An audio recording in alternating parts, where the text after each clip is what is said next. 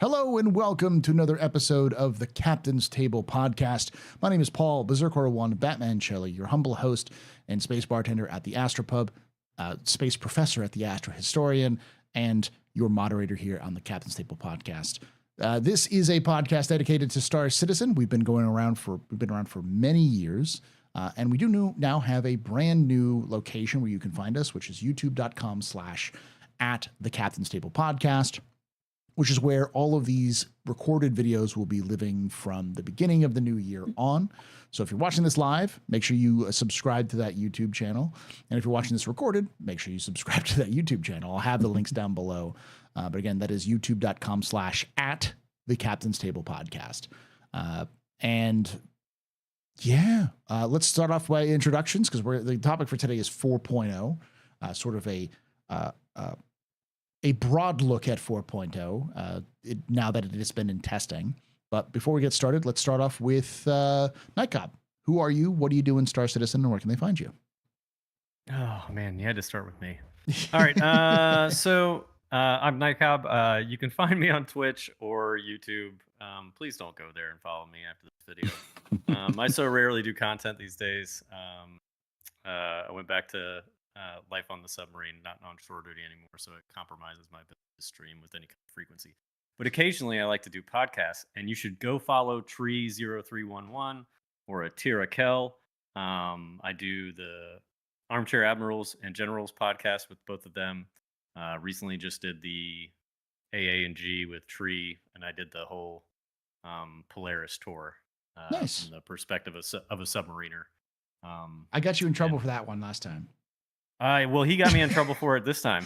I did not expect that many views on his videos, and I did not expect a lot of my coworkers who are also nerds to be like, "Saw you in another one of those nerd podcasts again." And I was like, "Yeah, it was me." To any of you in the silent servers who are watching this, please don't give Nightcop too much shit. That's fine. That's what we do, so I'm getting used to it. But yeah, so follow those guys. You can find me there. And then occasionally I just stalk other people's streams and stuff like that. So, and I come here every once in a while. Follow Paul. Yeah. I was gonna say, you please plug Tree and Armchair Generals and also I'll plug that as well. If you are a member of the Star Citizen community, especially if you make content for Star Citizen, and you are also a active or retired member of the military, reach out to Tree. They love that sort of thing. And also, I guess the soldier's perspective is Atira's just like normal channel. He doesn't do it like with other people, right?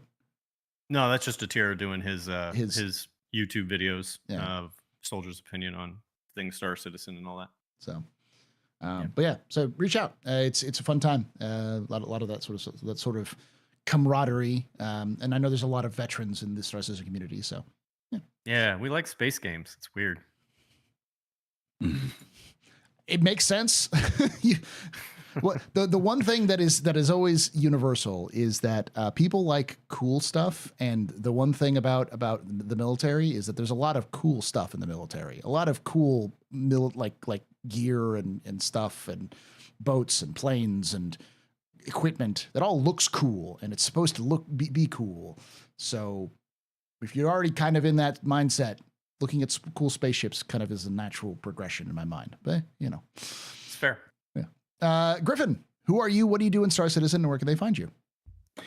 My name is Griffin Gaming RPG. I'm one of the producers of the Soul Citizens. We do live streams on Sundays. It's our main show at 7 p.m. Eastern. And we do another show called Soul Talk on Thursdays, which is at 9 p.m. Eastern. And we just finished up our third show, which is called Soul Voices on Saturdays, and that's at 2 p.m. Eastern time. And been out here a supporter of Paul for many, many years, been a friend of his, even better that I'm his friend. I can't tell you how many times I've watched him walk around with a helmet and get signatures at Citizen Cons. But I'm always happy to be able to spend some time with him. He's one of the OGs out here, and I respect him and respect all that he's been doing for our community for many, many years. So I'm happy to be here as always. Yeah. Griff and I have, I think, every single time I've been to a Star Citizen event with large numbers of people, Griff has always been there. So it's always been like, if there's an event in Star Citizen in the United States that's big enough, Griff and I will both be there. You will see both of us there at some point. That is my personal mark of if it's a big event is if Griffin's there. If Griffin's there, then yeah, it's a big event. I don't know about all that, but okay. It sounds good. It sounds good. You should have an eye for events. That's what I'm trying to say. Which will, you got to grow up like me and be retired. Then your life will change, my friend. So you'll be going to these things a lot more too. Nothing else to do. So all right, yeah. So as I said, we're going to be talking about 1.0, 4.0. My brain's already skipped 4.0. 4.0 in terms of what is it? What is it now? What will it be in 3 months? And what will it be in kind of a year from now as a patch in its importance? Before we get started, I'm going to read through the patch notes really quickly because while there is a lot, there are 16 entries currently. Mm-hmm. Those 16 entries, a lot of them can be summarized as just locations. So, for instance, the locations entry, or not 16 in the locations alone, plus 2 entries in core tech and 2 in gameplay. So, 20 entries total. And 1 in AI. Oh, there is 1 in AI. You're quasi. You're quasi grazer. The boy. The chonky lad. The goodest boy. So with the locations, it is the biggest one is all of the planets of Pyro and all the moons of Pyro. Pyro 1, 2, 3, 4, 5, 6, and then the moons, which are Ignis, Valur, Fuego, Pharaoh, Adir, and Vatra. All those moons are around Pyro, I want to say 4. Which is or 5, which is the gas giant, and then Pyro 4 itself is around the gas giant as well. After other than that, there's also the outposts colonialism style, the Pyro space stations, the contested zones inside those stations, and the asteroid bases. And then after that we have the AI, which is obviously the quasi grazer. And then we've got gameplay, the new missions, which is location repair and jump points. And then Core Tech has server meshing version 1 and server mission system refactor. So that is what's in 4.0. As of this recording, the vast majority of that has been committed. When CIG does a commit, it means that it's like 80 to 90%. It's going to come in the next patch. And as of this recording, CIG has yet to delay 4.0. So with 2 weeks left in the year for CIG's typical kind of functioning or typical operations hours, we're probably going to see it go live in the next 2 weeks. So I figured we'd talk a little bit about 4.0 now at this point. So Griffin, have you had a chance to play 4.0? I have dabbled in 4.0. Okay. How is 4.0 now? Right now, as last you played it or last you've heard? I was in for 2 hours last night after the update came out yesterday, and I'm one of the fortunate ones. The only big hitch that I've run into, which I know a lot of players have run into, has been, the first time I went, I went from the Stanton side. Most recently, the last few patches, I had logged in Pyro, just because the scale of the place is just so huge. And I just said, well, let me start out at Checkmate. I think then the next time I logged in, I didn't go to Obituary. I went to Ruin Station. On both those occasions, I had good experiences, except at Checkmate. This is when there was the issue with not being able to get an elevator leaving your hab. And I saw a lot of complaints about that. People would get out of their hab, but the elevator just did not work. And then I saw people also saying that they would make it to the spaceport and the elevators didn't work there. Those were two of the big complaints that I saw. But I noticed the LOD in it. Of course, when you first arrive, everything's loading in and, frame rates are funky. And even though the server frame rate for me at one point was as low as 6 to 8 and as high as 20, 22, I still had that LOD for the first time coming in where everything's loading in. But once you go in maybe twice, 3 times, things ran much smoother. in space, on the planets, the moons, I had no problems. My biggest performance issues were at the stations. Once I left the station, I seemed to have no performance issues at all. I had maybe 2 times I crashed when I was out in space. I was approaching a space station once and I crashed. Other than that, there were some LOD issues when going into hangars. Yeah. You would be approaching the hangar and the hangar wasn't there, even though you could see the interiors of the station. But once you crossed that bridge of coming through the door, then everything would pop in. So that wasn't a big deal. But for wave 1, considering it's wave 1, it's wave 1. Yeah. You know, that's post Evocati. So I do know there are other people who just had real problems with it. But for me, I think I was one of the more fortunate ones where I've gone in and had some enjoyable times. I went to Pyro 1, Monox, Bloom, and I went to some stations. I have yet to go to Terminus. And I went to 4. I went to Pyro 4. Okay. That's where I've been so far. Nightcap, have you had a chance to play 4.0? Yeah, I dabbled a little bit. Your experience so far? You know, similar to Griffin's take on it, it's kind of a crapshoot. You know, depending on what stage you played in and stuff like that. Lately, it's kind of one of those things. Are you going to get lucky? You know, you're playing a little bit of Russian roulette of whether or not you're going to get a really good server, whether you're going to get broken elevators, whether you're going to get, you know, just consistent server crashes and recoveries. So it's kind of all across the board. But then you might get lucky, and you might have a good solid 2-ish. I don't know. 2's kind of, I don't know. I don't think that's the mean. Maybe like an hour and a half of like solid gameplay, and you know you're gonna have moments too. Like if you can get out of a station and in a ship, and you can go to visit one of the Pyro's planets, like you might get really lucky about what time you get there. The look of the clouds as you're coming down on Bloom, or you get a really good jump point, you know, and you have that one of those Star Citizen magic moments where it's like, oh, we're here, guys. You know, we're so close. We're just right at the edge, right at the precipice of this turning a lot of the game around for us and being a big thing. So problem is it's so unstable and it's still so in testing. Yeah. We're close though. I feel like we're close. There you go. Everybody's worried about salt from me.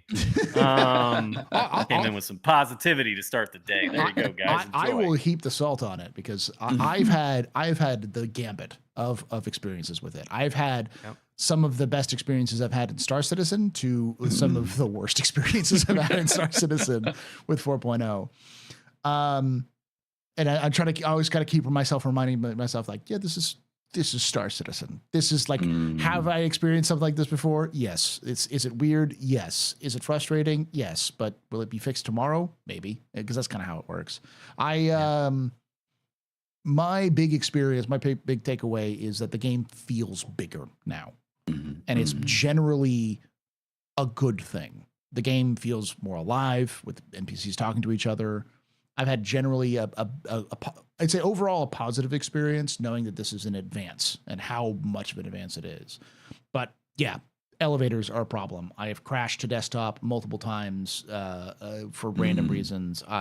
Coming through a jump point, you get to the jump point, you crash, or the jump points don't open. Now they fixed some of those issues and it's been getting better. Each patch has gotten a lot better. At least for a little bit, and they're currently doing a soak test, which is where they are just letting it sit in and idle through the weekend, so that people can see what happens to the hybrid service, the back end services, when they're exposed for a long time, when they're let run for a long time. But in general, it's not too bad for wave 1. Now, knowledge that it's going to be released in the next, So for those of you who don't know, CIG goes on break.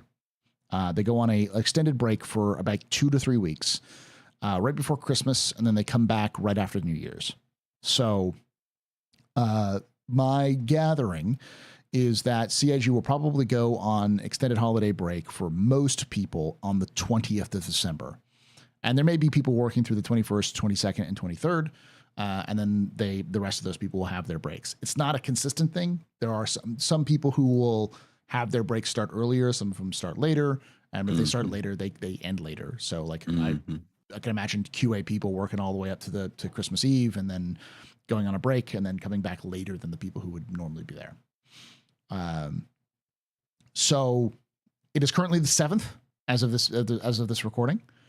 And that means that there is a total of 14 days left or 13 days left before that time hits. So seeing all the things we've said, CIG still seems to be confirmed on releasing 4.0 this year.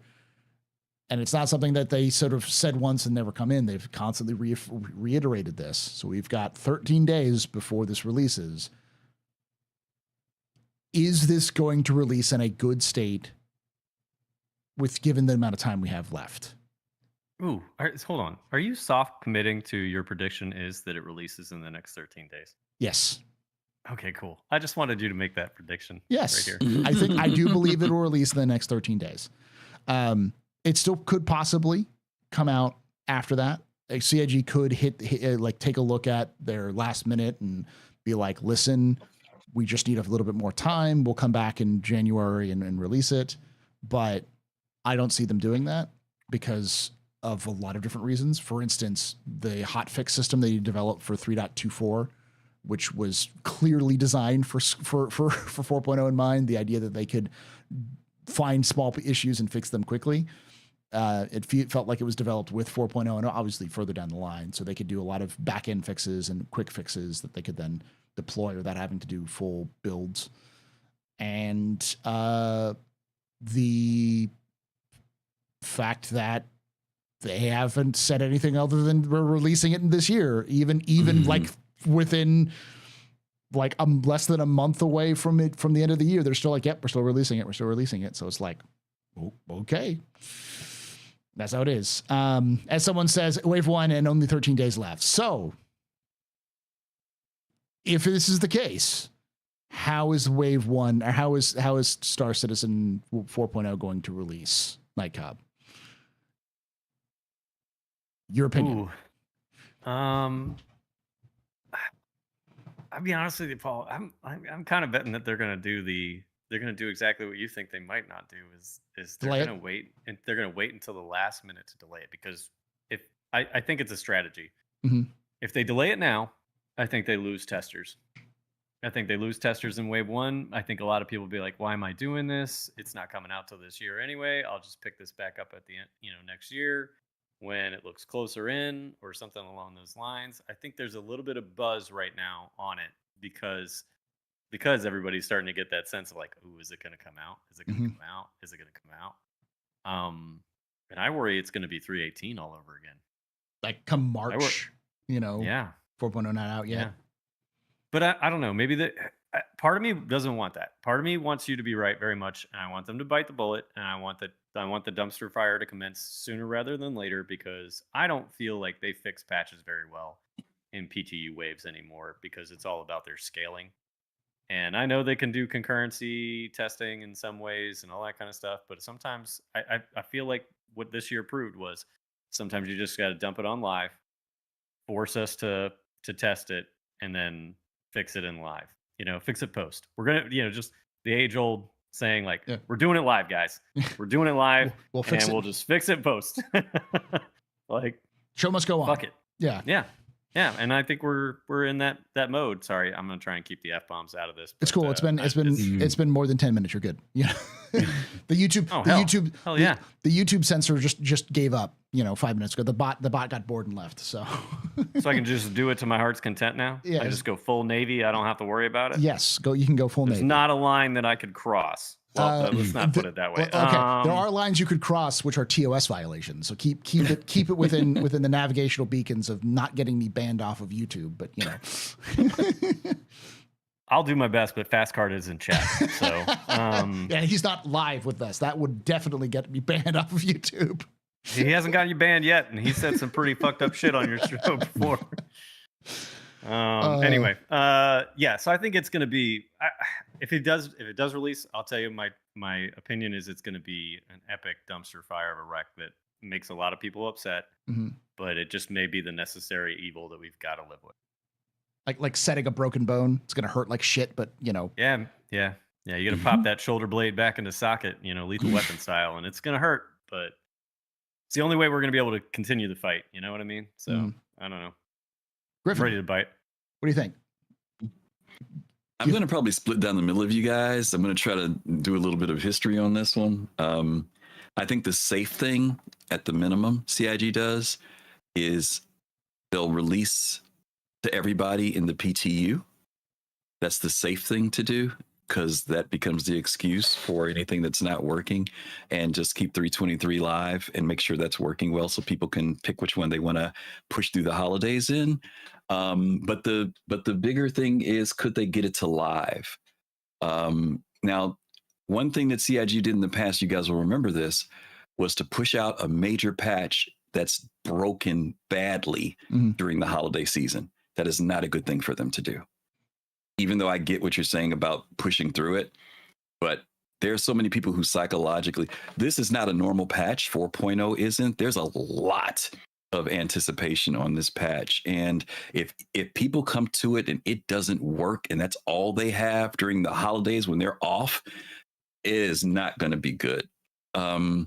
So I think that at a minimum, it will go available to everybody in PTU. And if they're able to continue to do the updates that they've been doing, they may be able to get a reasonably playable thing out in live, but that's a stretch. They could do it. They could do it if they keep pushing out updates the way they've been doing it. Pyro's not the issue for me. The issue is stability and the meshing working well. I think that they're running, what is it, running at 380 still in the PT in the P? Is it roughly, is it 450 now? It's 500. So they've crept it up. It up, and it looks like that's what they're trying to do, is get that number up to the 500. If they're able to do that and get it stable and people can play, in PTU, definitely. I think they're going to go there. I don't think that we're going to not have it. That's just going to be a lot, because that means that we're not going to see anything until end of January, maybe February. That would be a long time. I don't know. I don't know if that would be good for them right now. But that's my prediction. Yeah. At a minimum, PTU, everybody can play it, and the live is, 323 is still out there, and people want to play that, they can do that. That's my minimum. But I would love to see them push it and get it out to live. But that would be a stretch, but I would love to see that happen. I still think CIG is going to release it this year, because I think one of the things they're planning on doing is, and this is going to sound awful, so don't crucify me for saying it, because it's a matter of if CIG does it. I think what they'll do is they'll have people work over the holidays. Yep. Because they haven't. Agreed. They've done it before. Yes, they have. They do take volunteers usually. It's usually like, hey, you volunteer. But this is also CIG with 1,500 employees, not CIG with 400, or like 150. So I think some people are going to be voluntold to work over the holidays. And it sucks. Yeah, but they're going to get paid for it. Yeah, they're going to get paid for it.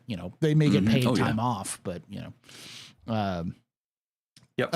So I'll address that here in a moment, fast card, after we talk about this. But so I do think it will release rough. I don't actually.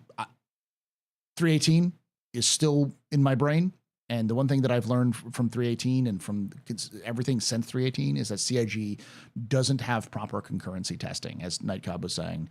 It just, for some reason, whatever reason, you release it live, and more things are going to pop up because of the volume of people who play on live compared to PTU that just don't happen on PTU. Because if everyone remembers, 318 was really smooth in PTU. It was really played really well. It was. And then it released, and everything went wrong. And so while I don't expect 4.0 to be 318 levels of bad, I'm of the opinion that no matter when CIG releases 4.0, it is always going to be bad, because that it is such an anticipated patch that people are going to come back from the dark ages to play 4.0. There'll be people who have never heard of Star Citizen, or who backed in 2012 and are like, oh, the new system is coming out for Star Citizen, I'm going to jump in. it will be big in terms of its release just because of its major milestone. And that alone is going to break it. So if that is the case, if it's going to be bad no matter what they do, the question is, does CIG just rip the Band-Aid off and just go for it? I still think they do it because that hotfix system that they developed, and they're just going to have people work over the holidays or work remotely to try to find the problems and patch it. So, and then within, I have enough faith in CIG to say within maybe 2 or 3 hotfixes, and then maybe the 4.0.1 patch, which will probably be sometime in late January, will make the game what it should have been at launch.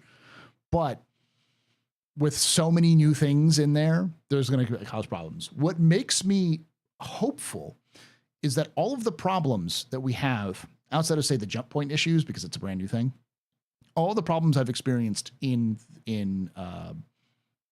Wave 1 so far, and you feel free to disagree or chime in as well if you've seen this as well.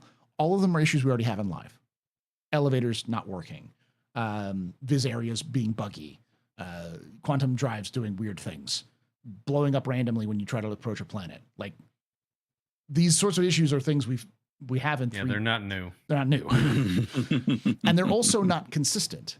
So it's not everyone can't get out of their hangar or whatever. It's right. You roll the dice, and that's kind of what we have now.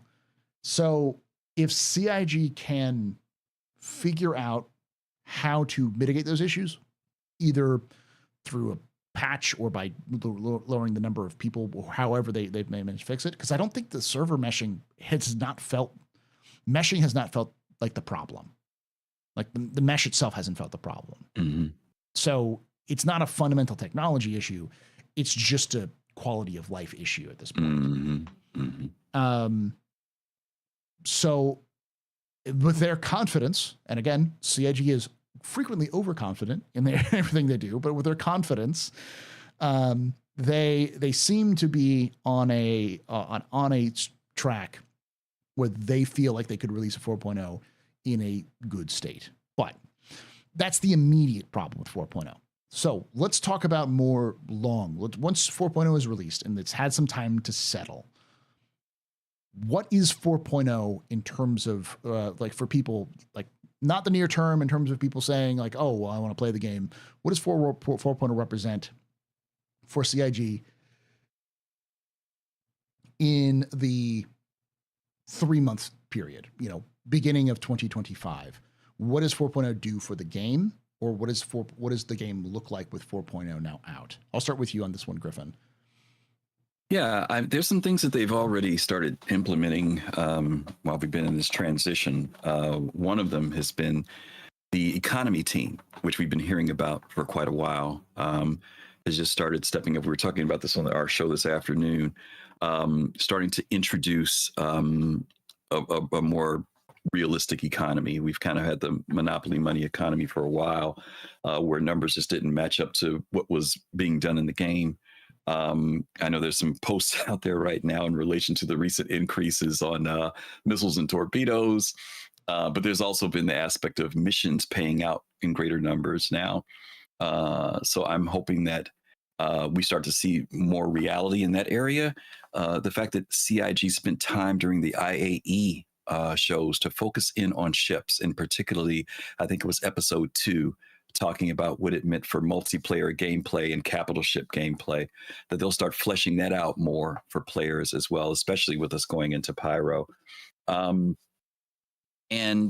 for me, for those of us who were around back in the day when 3.0 came out, even though there are game features and content that some people were a little upset about that didn't get implemented, life support, fire suppression, the engineering, I think that those things aren't going to be far behind once we've just got the stability for 4.0. So there are some great gameplay things that will expand the game further.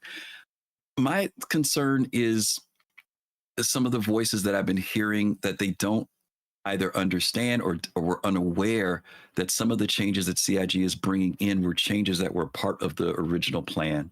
They think that the game is changing or that something is CIG's changing their mind on things, when the reality is that these were things that were supposed to be implemented in time. And we're starting to see those things pop in now. So I'm kind of hoping that that transition into what 4.0 is, it's not just about new game features or mechanics, but there's moving toward the vision of what Star Citizen is supposed to be starts to become more of a reality for all of us. We're all going to be doing some adjusting in this new thing that we're doing. It's not just about getting new real estate, but it's getting closer to what Chris Roberts wants this game to be. And there's been a lot of pushback on that because some people don't know. Just something as simple as the combat issue of him wanting tighter combat. It may not be realistic for some people. It may seem crazy, but that's the thing that they've always talked about. And, you know, it's not new news for those of us who've been around for a while. And I know the game hasn't played that way, but we are making steps to move toward what Chris talked about years ago. And I mean, I'm hoping everybody will, you know, they'll get used to it and say it's not as bad as we thought it was going to be, you know, but we'll see. We'll see. Okay. Nightcap, three months down the road, what does 4.0 look like in the immediate beginning of 2025? I think it looks like the next significant layer of foundation for what the game is eventually destined to become.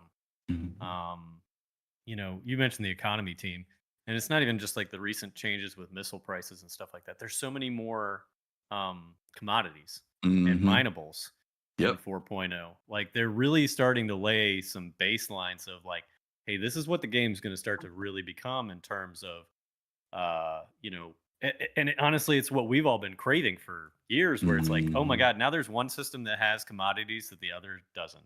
And now you can actually start to build on some of the fundamentals of traveling from one system to the other, the economic impact of that, the economic impact of good scarcity in a system designed to have good scarcity, or at least certain kinds of good scarcity. So drugs, not very scarce in Pyro, drugs scarce in Stanton.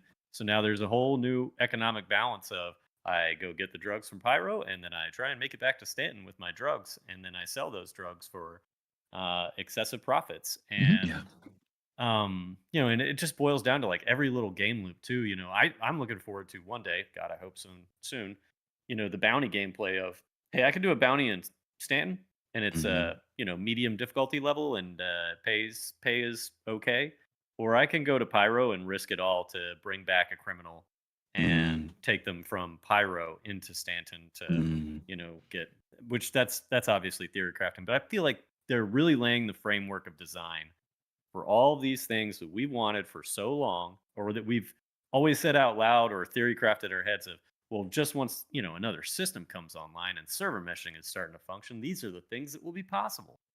And I think we're actually going to start to see the foundations of that. I think that's what 4.0 looks like in 3 months, when stability is enough that all of us get to start to experience and legitimately explore these things that some people have already discovered in 4.0.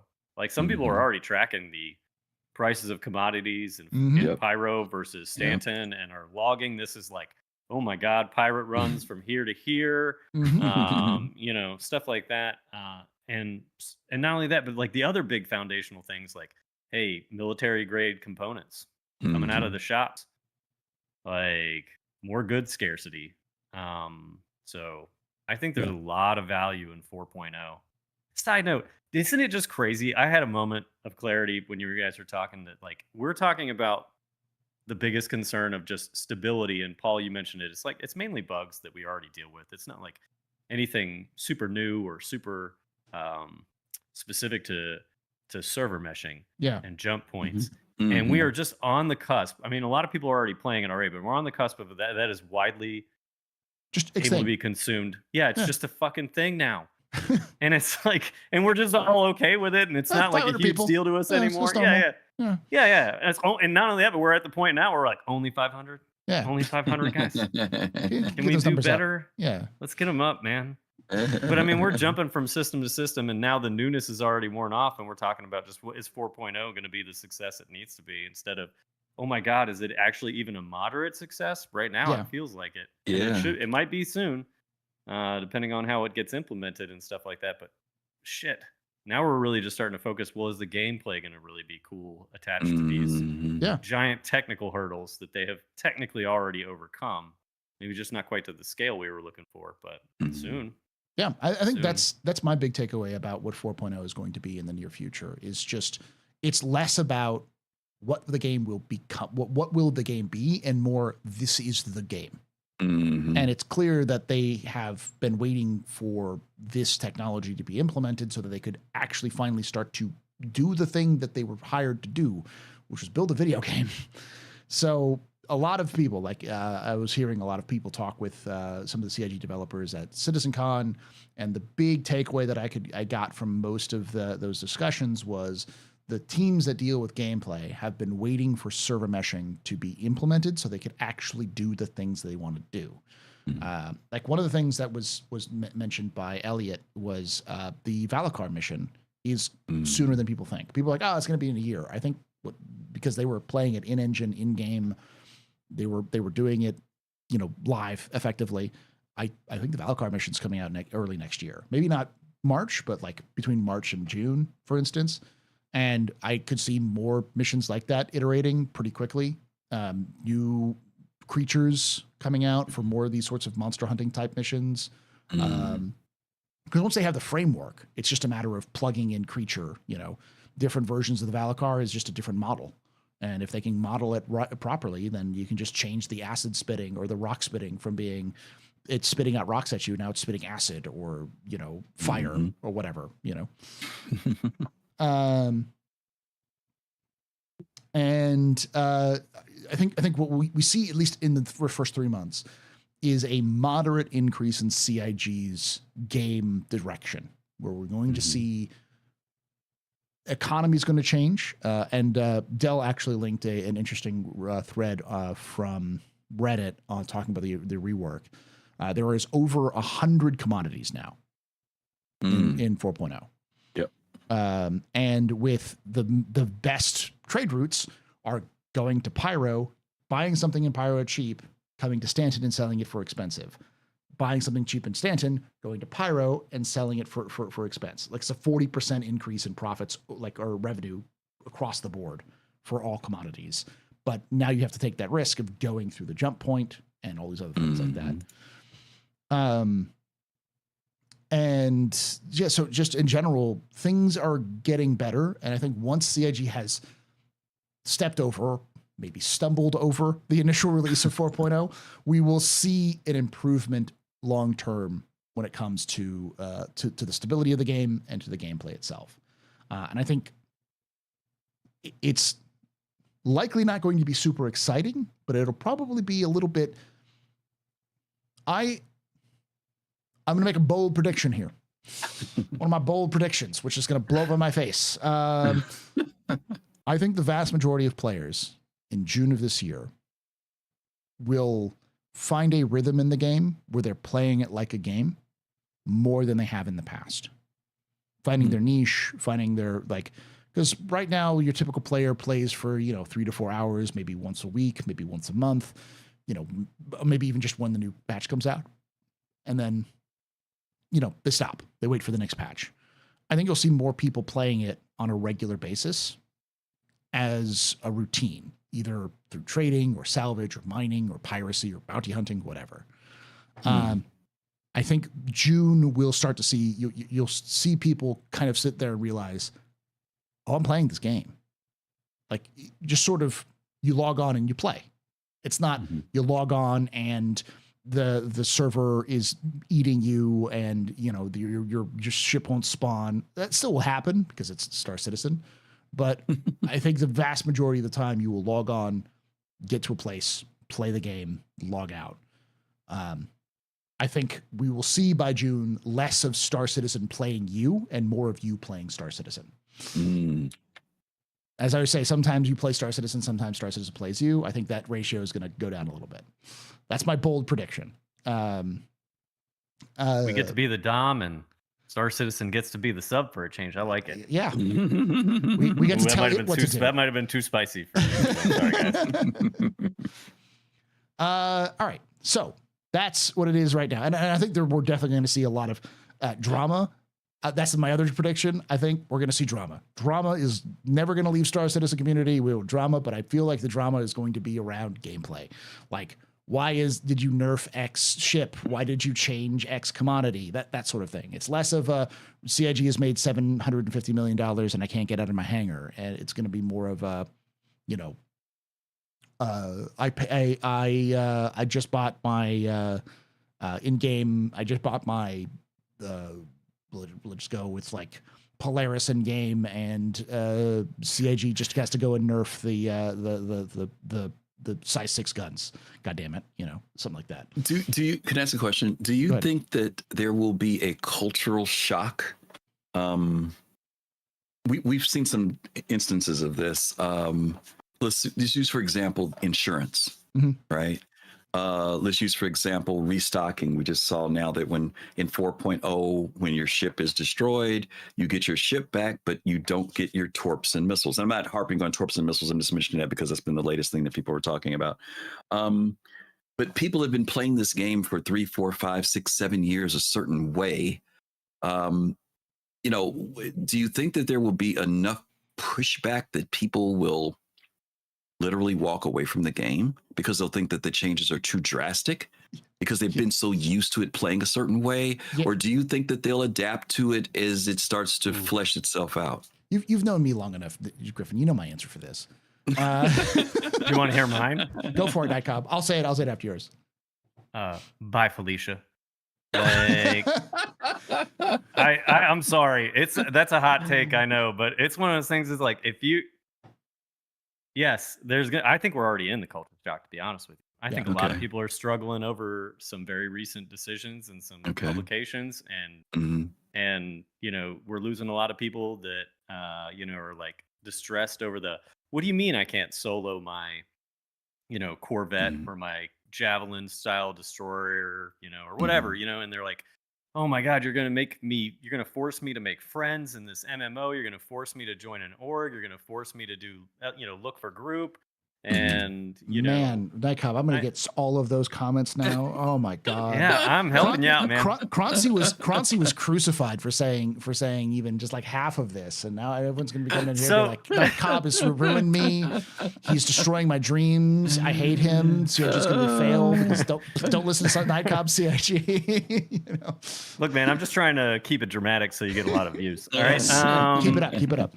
Yeah. Hey, any engagement is good engagement. Yeah. But I don't think it's to be clear, I don't think it's as extreme as that. Yeah. But people are making it out to be that extreme. And yeah, don't be wrong, Del. The drama does fuel me. I love it. I just I can't get enough of it. But the thing is gonna be like, if you're finding out that this is not the game for you because you played it for the last, I'm gonna say 10 years, but let's say 6 or 8 is a better one, probably. And it's moved in a direction that you don't want, then that's cool. Just go. Because some of us are actually like finally getting to the point where it's like, hey, this is the right way to go.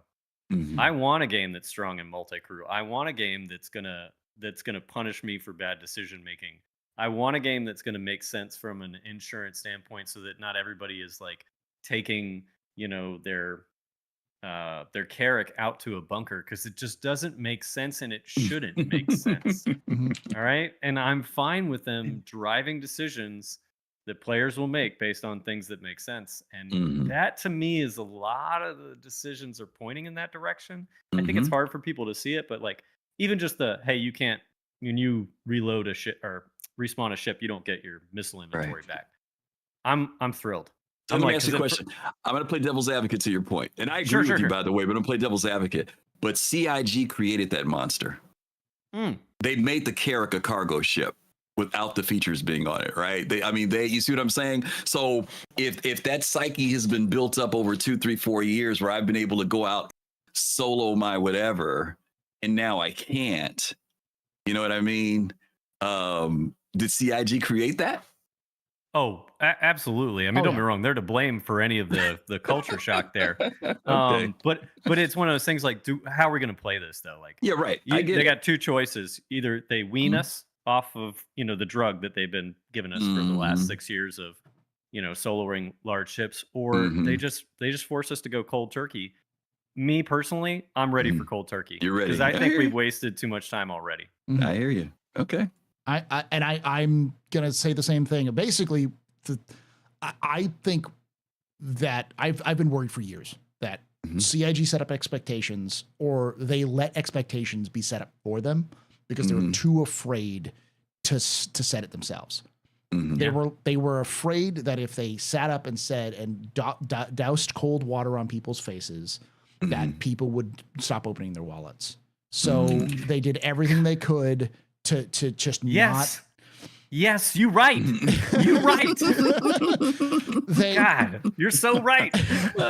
So they took the coward's way out and decided to not say anything. And as a result, now, and partially, I'm sure they also self-reflected on it by saying, well, we don't really know yet. We not fully know. It's that sort of like, they didn't want to, I'm sure they knew, because as Disco always says, if we have this conversation outside of them, they probably had that inside, and almost certainly this is what happened. Or at least, in my opinion, it could not happened.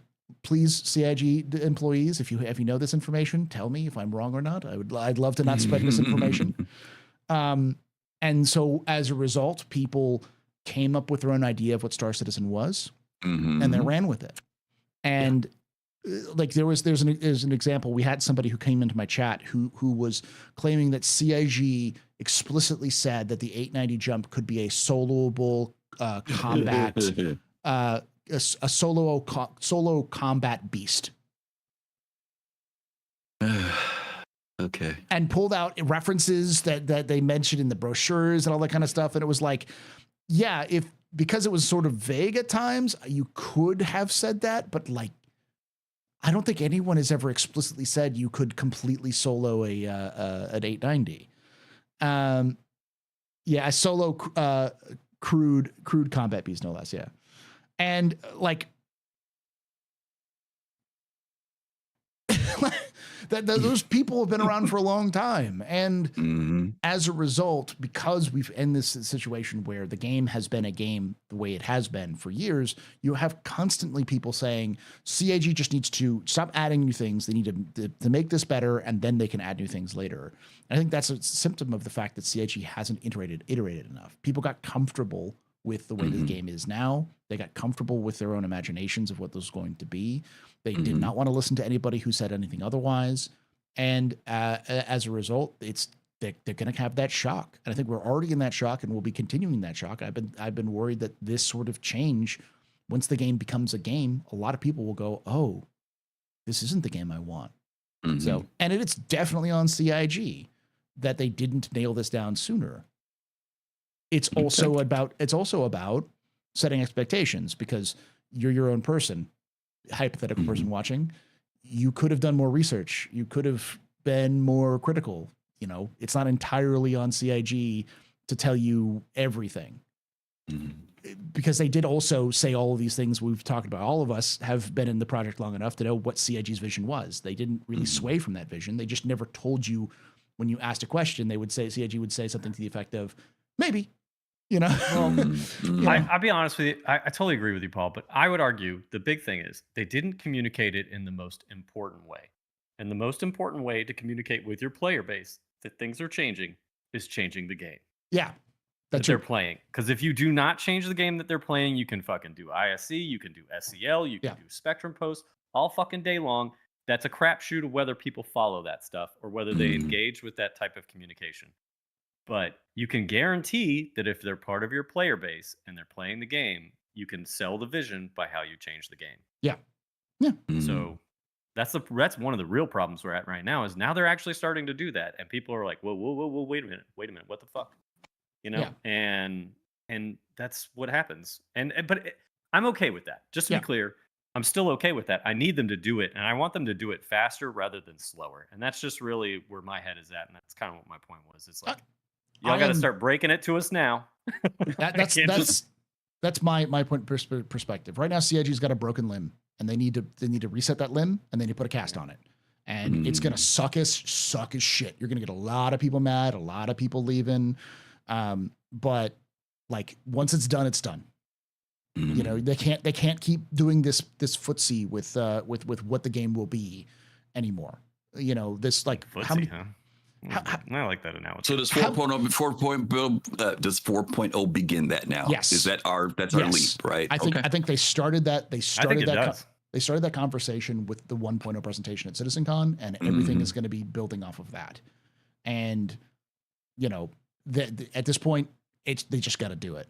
And I think that's even in CIG's mindset. That's one of the reasons why I think 4.0 is going to release the end of this year rather than later, because they just have to do the damn thing. And that's the important part.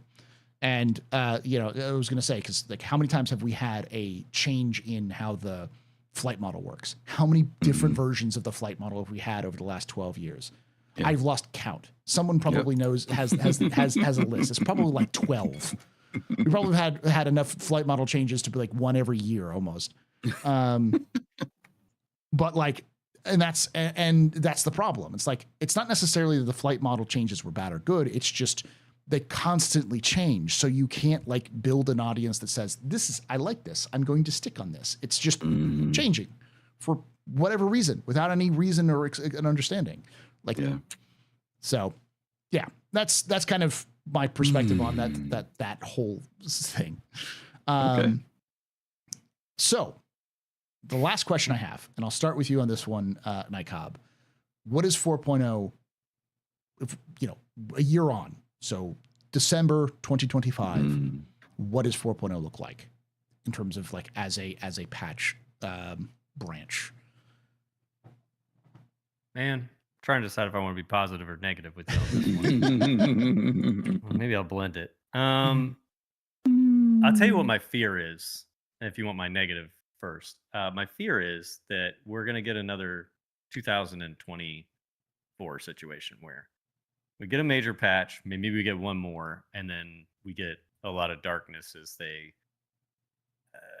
rediscover, or reevaluate where they're headed in a direction and stuff like that. Because I agree with you. I think 6 months in, we're discovering the new game that is 4.0. What I worry is we're discovering it and it's revealing a bunch of other problems. Now that we've gotten this hardcore tech out of the way, I think unless we get, and this is what my fear is, unless we get things like transit refactor, they start ripping out old code stuff that is really complicating the way that we play the game, and they legitimately fix those things. If we don't get stuff like quantum boost, that is supposed to be one of the mile markers that is preventing master modes from reaching a certain level of fruition. Which I could see. I don't necessarily agree with that point. The crafting one kind of gave me pause, but we could talk about that in a different show. But if we're not seeing some of these other fundamental things that we expected this year, and that would be big difference makers for how we play the game on top of 4.0, man, I worry that 4.0 will get stale, and I worry they'll backslide. You know what I mean? Mm-hmm. If it gets stale when we start to get frustrated, I worry they'll backslide. But I don't want them to. I want them to keep pushing.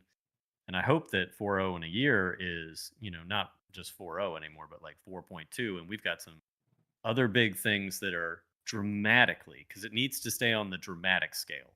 Yeah. This year was too slow. This year did not change enough things too quickly, or quickly enough, I should say. And then, 4.0 needs to be that, okay, now, I don't want to say the floodgates because that's a little cliche, but it should be some kind of, the hurdle coming down at least 12 inches in height, where they can start delivering more of the game that we expected and that they've advertised, and that, okay, now that we've gotten these major technical hurdles out of the way, we can start actually doing the things that we've been talking about in a faster fashion. Otherwise, a lot of us are going to have that moment of like, I guess it wasn't the really big hurdle that we all thought it was. And, if it gets stale and less iterative, I don't know. A lot of things are going to come into question. So it's you think a year on we'll know whether Star Citizen is truly, or CIG is truly opening the floodgates, or is it just the same old shit? Ooh, can I phrase it a little bit differently? You're so close. Sure. I think a year from now, assuming it releases this year, I think a year from now we can start to make an educated guess of whether or not this was the true blocker that they advertised that it was for the last 6 years. Mhm. Because Okay. if we're not seeing a lot of iterative improvements on the game or them delivering the things that have been sometimes vaguely or ambiguously held behind the blocker that is server meshing, and sometimes maybe just implied, or maybe assumed by the community. If we're not seeing a lot of those things come into the game, a lot of us are probably going to have that moment of yikes. Yeah. What's the real problem, guys? What's the real blocker?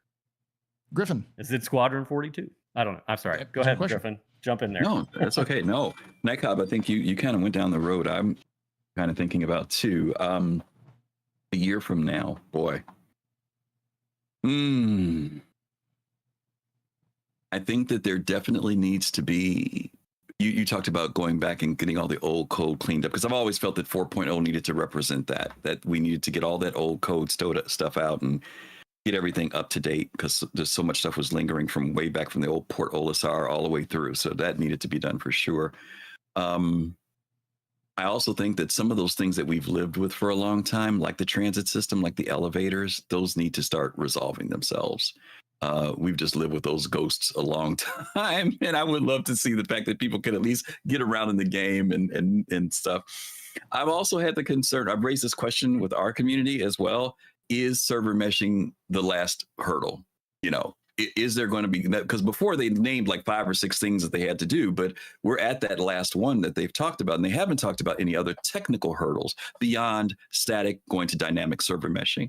Is there another monster afterward that we'll have to worry about?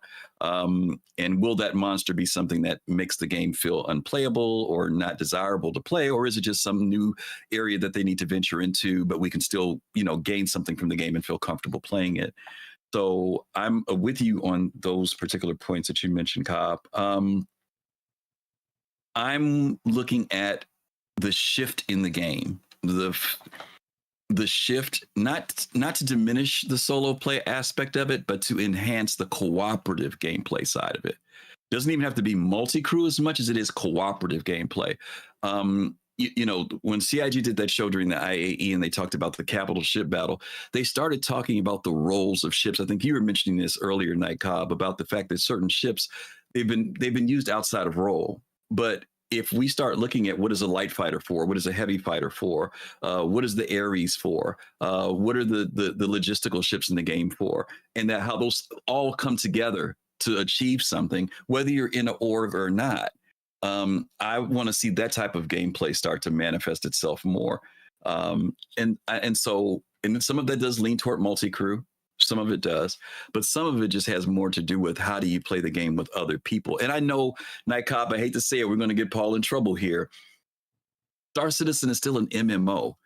But, it was interesting at CitizenCon, they said that it's a game for solo, PvP, PvE. They tried to say, how do we reach all these different people at the same time? That's a monumental task, so that no matter what type of gameplay style, you can come into the Star Citizen world and find your place. Now, there may be limitations on that. And to me, that just kind of comes with any MMO. I know that there are plenty of dungeons that I couldn't go into by myself and solo through. You just couldn't. And I didn't get mad about it because I couldn't go in and kill the golden dragon by myself. I just couldn't do it. I had to have other people help me to achieve that. I want more game. I played with some people recently who've told me that they always played solo. And when we were doing the, what are they called? The platforms in Orison, they had never done that stuff before. But once they did it, they found out they enjoyed it. They were like, wow, this was, I don't normally do stuff by myself with other people, but I don't normally do PvP or PvE, but I did it. So I'm hoping that this game kind of helps people to kind of give those other areas of gameplay a chance. I know that some people are used to, and there's nothing wrong with achieving things on your own. There's a great satisfaction of doing something by yourself. I saw a guy once take the A2 in and literally do what's the place where we do the drug thing at that comes around? What's it called? Yeah, he was out there by himself with an A2 and he was soloing it, and I was cracking up laughing. I was like, this guy's got an A2 and he's soloing this area. But that's not what the A2 is supposed to do. I want to see a fully crewed people with bombardiers and people cooperating and doing stuff. That's the type of thing I want to see this game grow into. So I'm hoping that this game matures more into that aspect of what what Chris Roberts has talked about for a long time. I love the idea of people coming together and playing together. But don't get me wrong, I'm not against solo play, but I think it has its place. I think multi-crew has its place. And I just want to see the game grow into stability and growing closer to that vision of the game. Yeah. There's a lot of conversation in chat about people. One of the things that I saw people put out is that someone said, those people who want multi-crew gameplay don't realize how tedious it is. And the response is, yeah, we do. Anybody who's played a game like Arma or like DCS or anything else like that's what a sim does. Like Star Citizen. Yep. Star Citizen is a planning simulator. It has always been a planning simulator. It has never been anything else other than a planning simulator because it's trying to emulate life, and life requires logistics. Yeah. and time. Yeah. I'll challenge that too. Can I say something real quick? Go ahead. Have you noticed how they've tweaked time in the game? People were so worried about what am I going to do when I'm on my ship? What am I going to do with all this time? And those of us who were around back in the day remember when you used to go from Port Olisar to Hurston, it took like freaking 15 minutes, and now you're 3 minutes. You're jumping across because Stanton is only so big, 344 AU, whatever it is.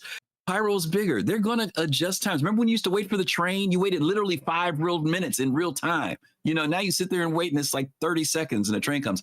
So they're going to do those tweaks to it to balance it out. And I think you got to give room for it. Yeah, that's all I wanted to say. Give room for these changes and wait and see what they turn out like. And go ahead, Night Cop. I didn't mean to cut you off, but I just wanted to mention that. Oh, no. I saw that same quote, and your point's super valid as well.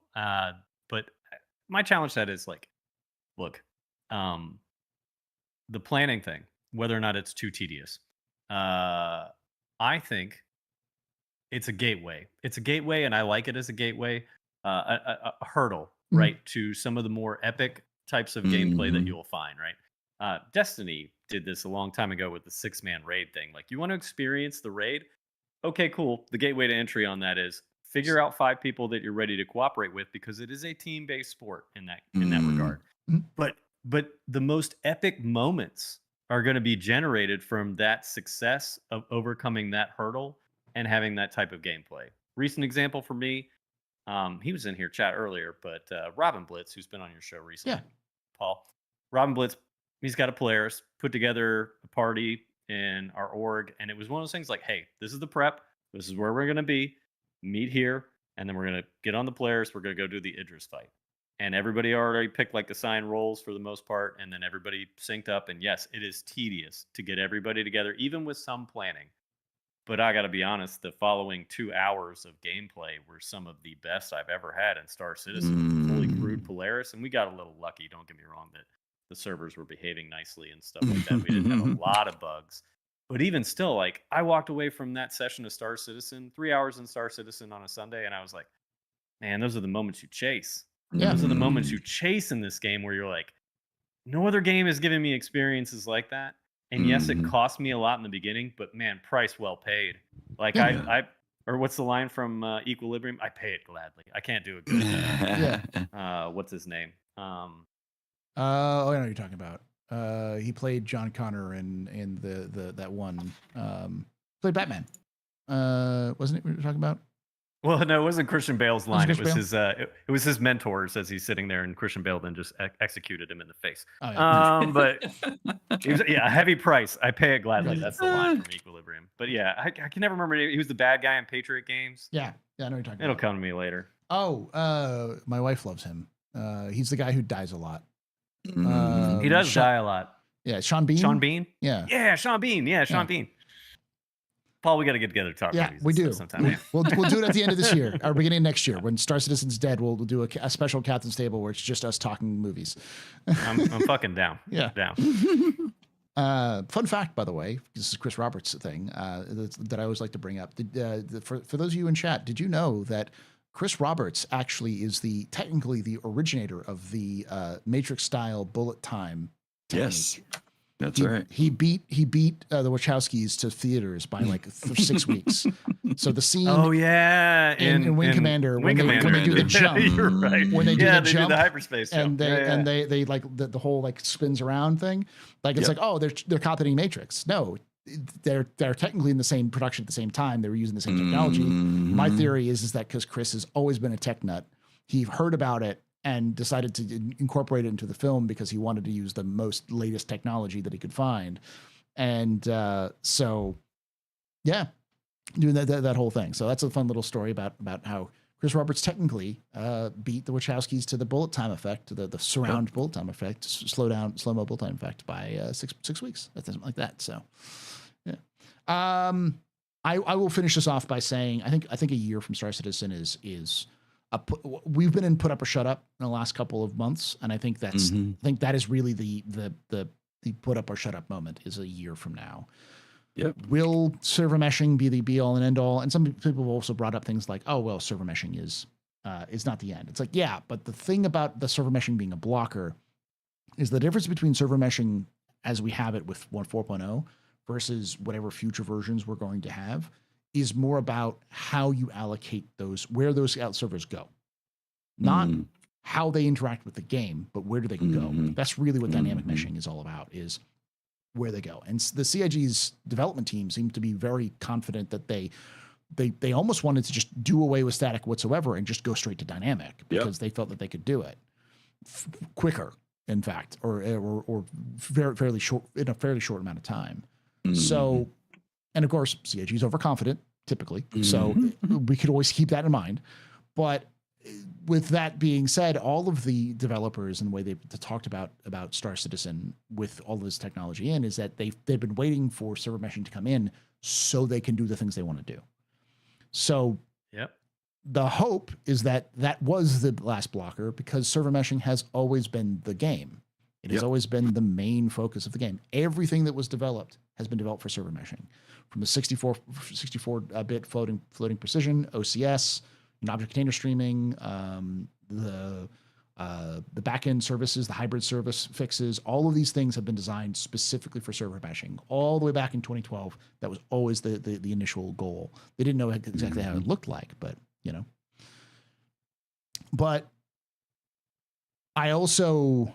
I'm gonna be optimistic and say I think in a year from now, Star Citizen will look more like the game it will be in 1.0 for the first time. Like, we're gonna see the changes early next year, but by the end of next year, we will be confident.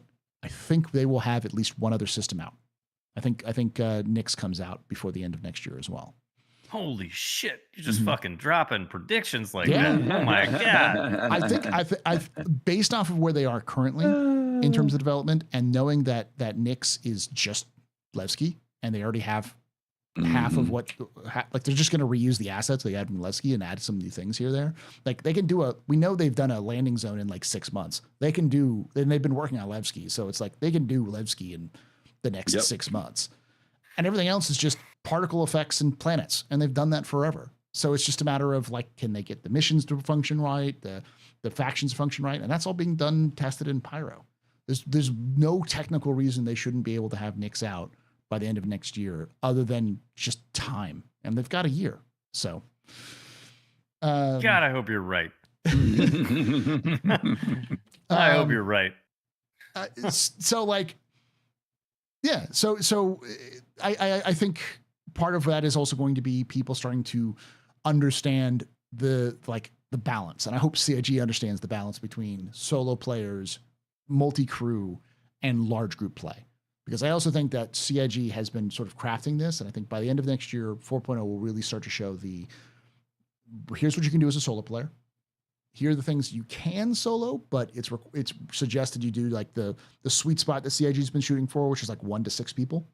And then the large group fleet gameplay, which is like the Polaris and up, where you have like a Polaris and a bunch of support ships and all those sorts of things, and those sorts of, kill the Idris type events from Save Stanton, Phase 3 Save Stanton, that sort of event where you'll start seeing those things come up.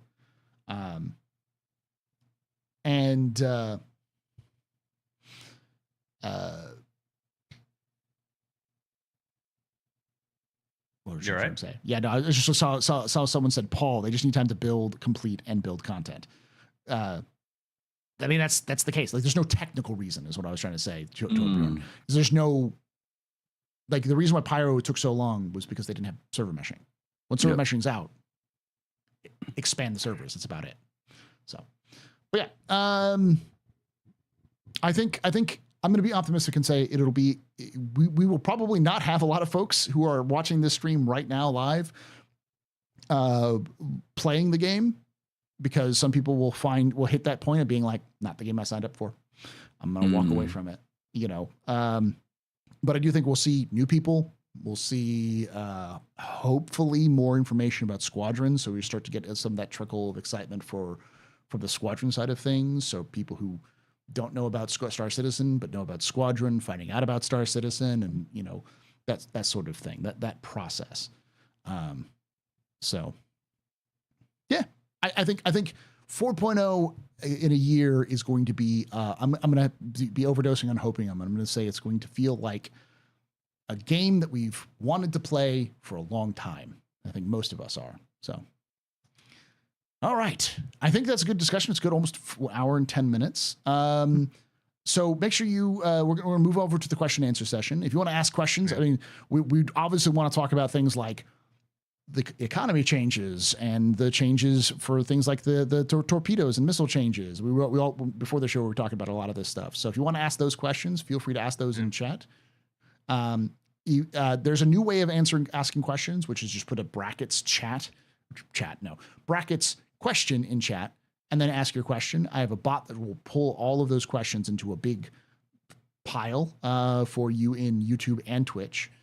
So make sure you do that. If you're watching this recorded after the fact, make sure you hit that follow button here on Twitch, subscribe to us on YouTube, and subscribe to our new channel, the Captain's Table Podcast, or so youtube.com/@the Captain's Table Podcast.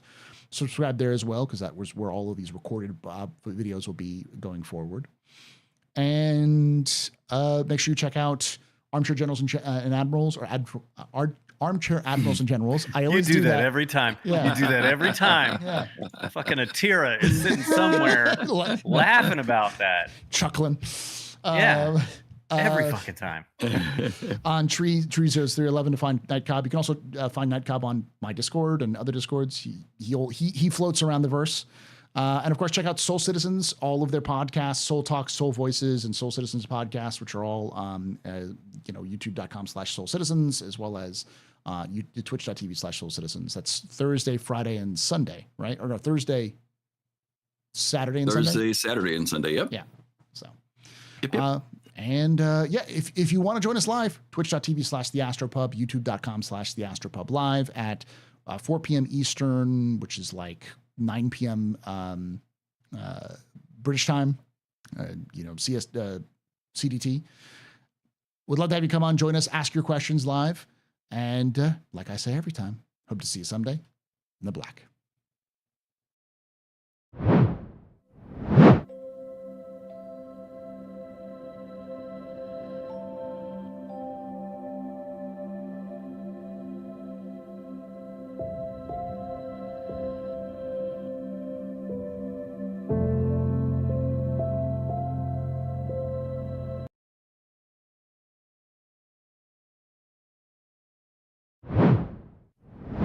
All right, chat. We'll be right back.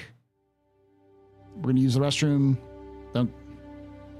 Of the show, as I like to say, or as Fast Cart likes to say, just the dark portion of the show. Oh God. When he's on. There you go. I did it for you, Fast Cart. Like somebody. We'll be right back, chat. Oh man.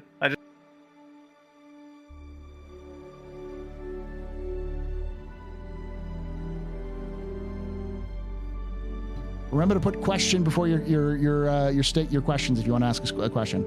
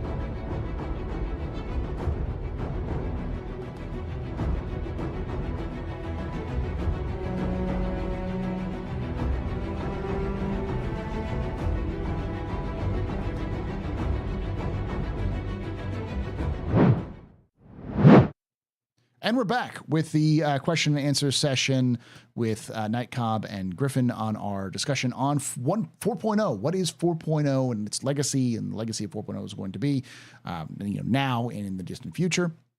Good conversations about sort of the trajectory and how 4.0 is looking as a immediate and also as a patch going forward. So this is where the section where we're going to take questions from the chat. If you missed that section, obviously, go ahead and right above Night Cobb's head, you will see a link. You can click that link, and that link will take you back to the recorded section, so you can watch that. If you're listening to this in the podcast format, which we do have on Spotify, Apple Podcasts, and anywhere good podcasts are, you will be able to. This will just be linked together. I'll put them together, so you don't even have to have a break. So. You're lucky. And for those people who don't, you want to have like a lower bit form. So it doesn't, since I know not everyone has the ability to stream YouTube audio, just audio well, you can always check that out as well. Subscribe to us on the Captain's Table podcast there. All right. The first question is from, Starfarer, who asks, question, will crafting and construction have environmental consequences such as depleting a planet's resources or affecting its ecosystem? Chris, yes. Sorry. Go ahead. I was say, Chris, you're going to talk about the Chris graffiti thing? Because I know that's one thing that we... No. I was going to talk about we'll go back to Tony Zervik thing. So you go ahead. No, go ahead. No, when they talked about this a little while ago, when he was talking about... bringing in the idea of quanta, which we know has been renamed now. And I remember when he first mentioned this, and he talked about factories and drilling and all this. I'm like, factories? Where are they? What the what? But what they said was that resources can be depleted. In fact, that's just come up again recently. I think on yesterday's show, Star Citizen Live. They talked about Star Citizen Live, that resources will deplete, and the idea of resources depleting is so that once you've tapped that out, you've got to move yourself someplace else to find more resources. Now, I think Zervik said over time it may slowly come back, but in general, resources will deplete. That's the only thing I wanted to respond to on that part of the question. Okay. No, I was going to say there's a famous quote or not famous quote, but a famous statement that Chris made in back in that one of the things he wanted to happen was even landing zones to be dynamic, where if the economy was struggling in one area because of various factors, maybe pirates were blockading the area, that you'd actually see the landing zones begin to degrade. So like maybe more windows broken, more graffiti on walls and stuff like that. That was Chris Roberts doing a Chris Robertson-ism, where it's just like imagine. It's his idea, which may not be the same thing as reality, but I wouldn't, if they could get away with it, 100% CIG will do it. If CIG wants to turn the landscape in, you're a beautiful, pristine landscape of some planet, and you let you turn it into Hurston, they will let you do it. It's just a matter of other issues. What's the beer, by the way, Night Cobb? Kentucky Vanilla Barrel Cream Ale. Oh, nice. Oh, wow. What do you think, Night Cobb? Do you think CIG is going to allow for like environmental changes and tapping of resources?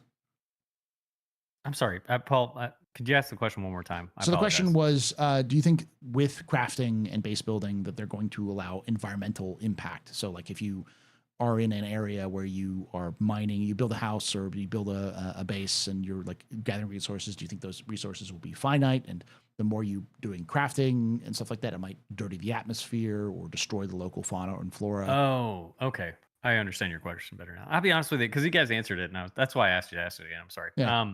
So what I thought you originally asked, and I'm going to steal it for that purpose Sure. a little bit, is what I really wanted was, and I kind of reversed it in my head, is environmental impact to mining. Oh. Where it's like, hey, you can mine this thing, but good luck, because the winds are heavy. Your ship doesn't. If your ship doesn't have VTOL, the rock strata is the wrong, storm. Yeah, exactly. Or like there's a storm. It's a habitually, stormy environment, and that lightning strike that they showed off in, Citizen Con might kill you. So there's a high risk component to mining. I'll be honest with you.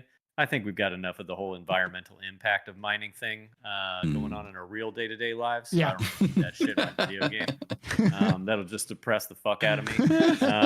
So if they don't do that, I'm totally okay. But I would like the reverse. I would totally like the reverse. I would like hazards to Yeah. mining and resource gathering in major ways. I would kill for gas pockets being a thing in Star Citizen, where like you hit the wrong gas pocket, you're gonna have to like quickly do a bunch of things to prevent the from a blowout to destroy your mining rigs, those sorts of things. Those sorts of that would be hot. Like taking actual. Obviously, it's a game, so you don't want to go too hard, but taking actual inspiration from the hazards of drilling for resources and what they can do. So. Just, they want to do the same thing with radiation, which is when they do, I do want you to come on because you are an expert, Night Cobb, in that sort of field. So how close they got to reality. I wish you wouldn't sell me that way, but the old what's the old joke? When the lights turn off, do you glow? Yeah, but that's just because I don't get sun, dude. You can see it in the camera, man. I'm like, has nothing to do with the radiation. I just don't get sunlight. All right, that's why I'm as pale as I am. All right? Yeah, being in a metal tube that does do that. Yeah. So it's just nothing but fluorescence down there, guys. It's like, I'm sorry, nothing to do with radiation, unfortunately. That's cancer. All right, now we've all had a good dose of reality. We can move on. All right, next question comes from Gin and Tonic, who asks, true persistence, logging where you log out, when? Okay. I think Jin's trying to fish for a prediction. Do any of you feel comfortable predicting when we're going to see true persistence? I will let Griffin go first on this one. Are we talking about persistence for bed logging? Is that what he said? The idea being like when you log out of the game, if you say you're in your Mustang in deep space, you log out of your game, you come back, you're back in that Mustang rather than like waking up in your last. I hate to say this, I do that now. I mean, maybe I'm freaky. I bed log now. Yeah, but I mean, like that's you choose to. The question he's asking is like when will it no longer be a choice? When CIG is no longer asking, they're telling you.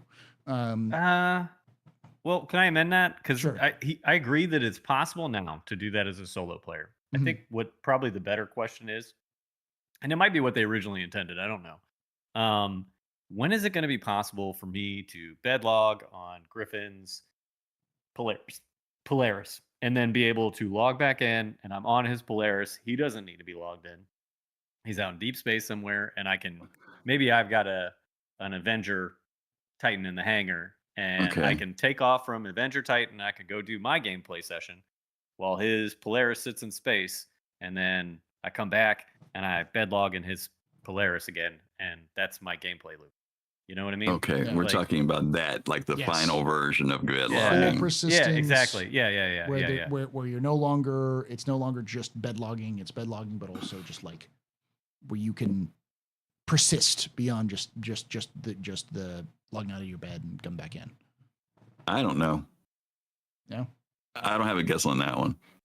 I know that they said they had a new idea for it of how it was going to work and everything, but I haven't seen enough out there to say a timeline. Yeah, I will make a bold prediction, which is going to be wrong. So I make a bold prediction, kind of like my Theaters of War predictions, where every year I make a Theaters of War predictions. You put a waiver on it right at the very. Yeah, that kind of takes the teeth out of your prediction. I don't know what I'm talking about. I'm just gonna spit some bullshit at you guys. Is what he really just said. I'm gonna make an educated wish, as Deadpool would like to say. I'm gonna make an educated wish and say 2 years. I think 2026 is when we're gonna see it. Okay. Your educated wish hurts. I don't like your educated wish. I don't like that one. Okay. Well, because like they need to get dynamic in. There's a bunch of other things they got to worry about. They probably got to go in there, like they got to put on the long rubber gloves and just start getting inside that engine and start pulling junk out. And what do they call it? Like peeling the onion. They got to peel that onion a little bit more. They got to pull out the rotten bits and replace them with new stuff. And it's going to take a while for them to get to that optimization stage through that. And I don't think they do that until they feel comfortable enough with their back end that it won't light on fire when 5 million people are all trying to persist at the same time. I think it's as close to 1.0 as they can get without actually just being a 1.0 feature. So, yeah. Okay. That's my educated wish. For that. I don't like your educated wish. It hurts. Gin and Tonic asks, how can you blame CIG for the culture shock when CIG has said all along what's coming? Those that are shocked haven't been paying attention to the building of the game, building their game in their head instead of paying attention to the game Chris was building. Yeah.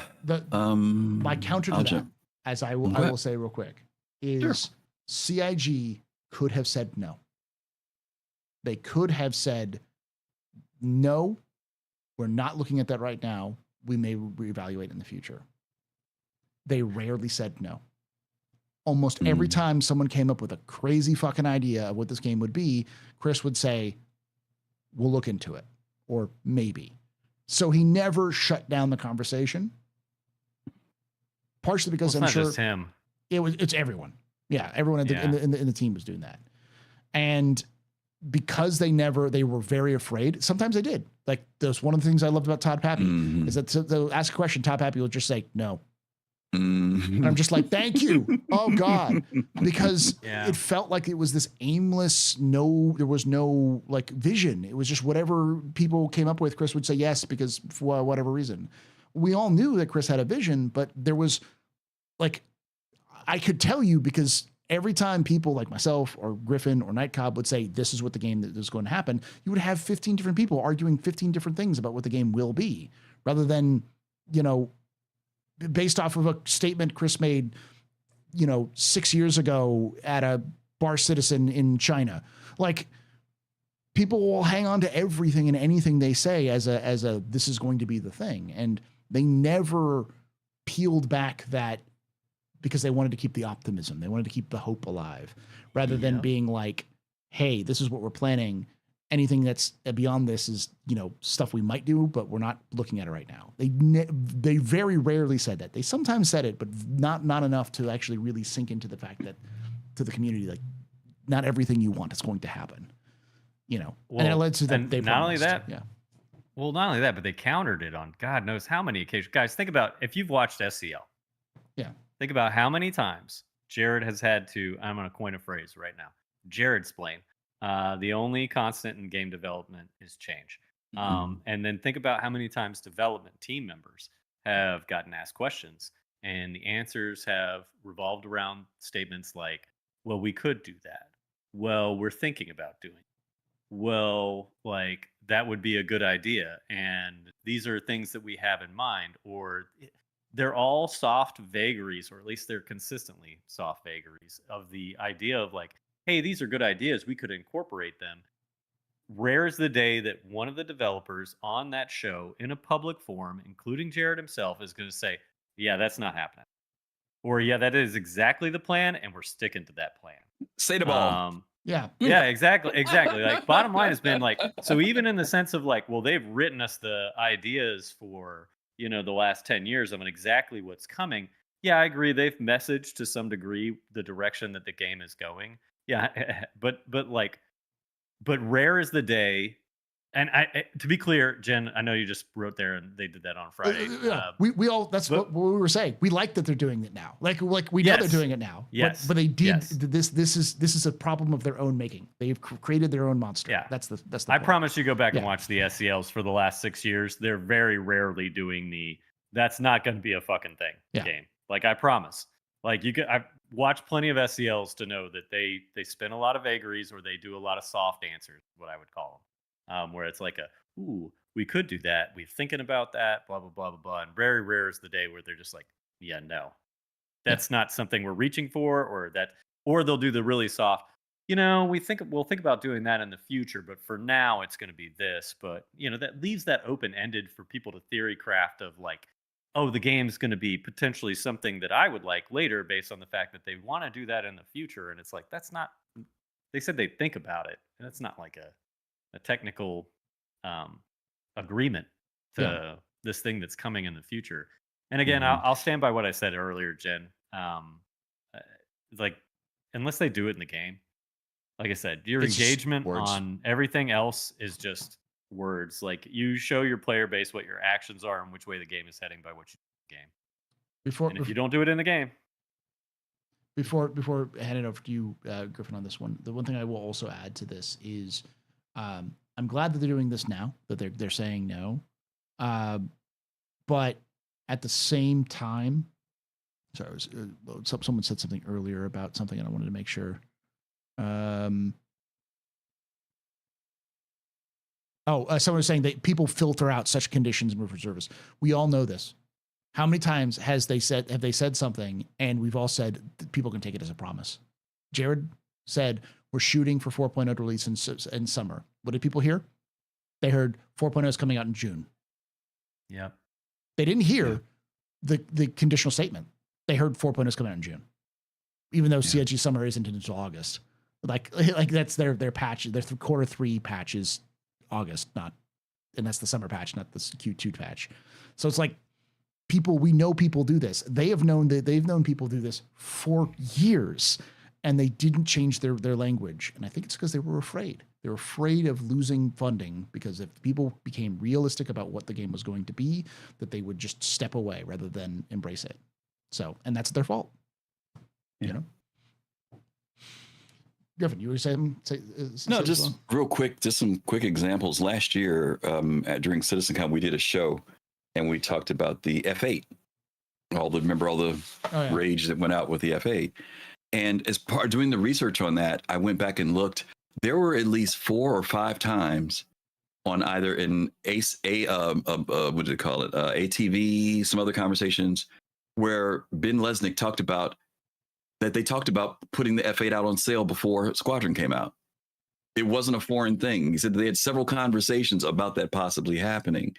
And my reason why I'm mentioning that is because there are thousands of hours of video, thousands of newsletters, thousands of website versions. I mean, it's all the stuff out there. And to sort through all that stuff and find like every detail of what CIG has talked about would be a monumental task.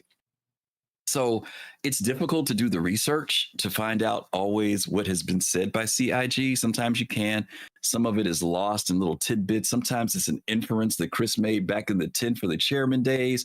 Sometimes it was something that was said during Reverse the Verse. I mean, it's just so much out there to try and track as to, but to these guys' point, this monster has gotten created over the years. I appreciate the fact that CIG to a certain degree has said we're open to all ideas and we never want to, block things out. But that also comes back to bite you in the butt when there's a certain path that they know they want to take with the game and they don't clarify. Like the thing with Sata Ball broke a lot of people's hearts when they said Sata Ball was just a test. There's no intention for it, but it's in lore. It's not on the table, and so that's one of those just examples. Delete that little bit about lore. Yeah, and it's in the lore on top of it, right? Which is really interesting, but it's something that they've said that right now it's not there. So it's an interesting balance between, as you guys mentioned, the things that they've hedged on, the things that they've given a lot of latitude for, and maybe some, in many ways, there's a little bit of price to be paid for giving that latitude in the end when it's all said and done. Yeah, they didn't. When the game was becoming more solidified after 2016, when Chris was finally starting to see what the game was going to be, and the management team and the developers were starting to see where they were going to go with this, with like landing and stuff like that, they never stepped back and said, let's start reining in expectations. CIG's bad at managing expectations. They've always been bad at managing expectations, which is the reason why when I say something like, I think CIG's planning on releasing in 4.0, and CIG says, we're still releasing 4.0 this year, like, most of the community goes, nah, you're lying. Like, it's not even like a thing. People just accept that CIG doesn't know what they're talking about, even though it's their game and they're looking at it. And that's like half the community is just like, they're not going to do it. Yeah. Like, because there's this trust factor that CIG has blown up over the years where they just, But we also rail against what's convenient. Yes. Right. We rail against the sale of the F8. But I didn't hear anybody screaming at CitizenCon when they said, "Oh, you can build a freaking Idris now." You know what I'm saying? They never told us about going out and freaking building a freaking bingo carrier. Yeah. You know what I'm saying? Nobody's hollering about that promise being, So it's like, before it was like, oh, you might find one floating out in space somewhere that maybe you can repair. But so, we pick and choose what's convenient about what we want to holler about too. As Paul can attest, there were actually a couple people that started railing about being able to build a big one, but in his server, no less. Anyway, but that's a side point. I don't disagree with you in the sense that like we will pick the convenient things to rail about in this community. You know what? I'm just gonna let that die there. Yeah, just gonna let that die there.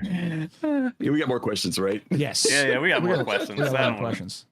All right, next question comes from all the way back up. From Dropped Yogurt, who asks, first off, my man Griff, how you doing, brother? Then also the question is, I guess this is two questions. When do you think we'll get to name our ships? Ooh, you mean the continued naming them? Yes, like every ship being named, I think is what the question. So what do you think, Griff? That was another one that they floated out there just to test it, just to see what it was like.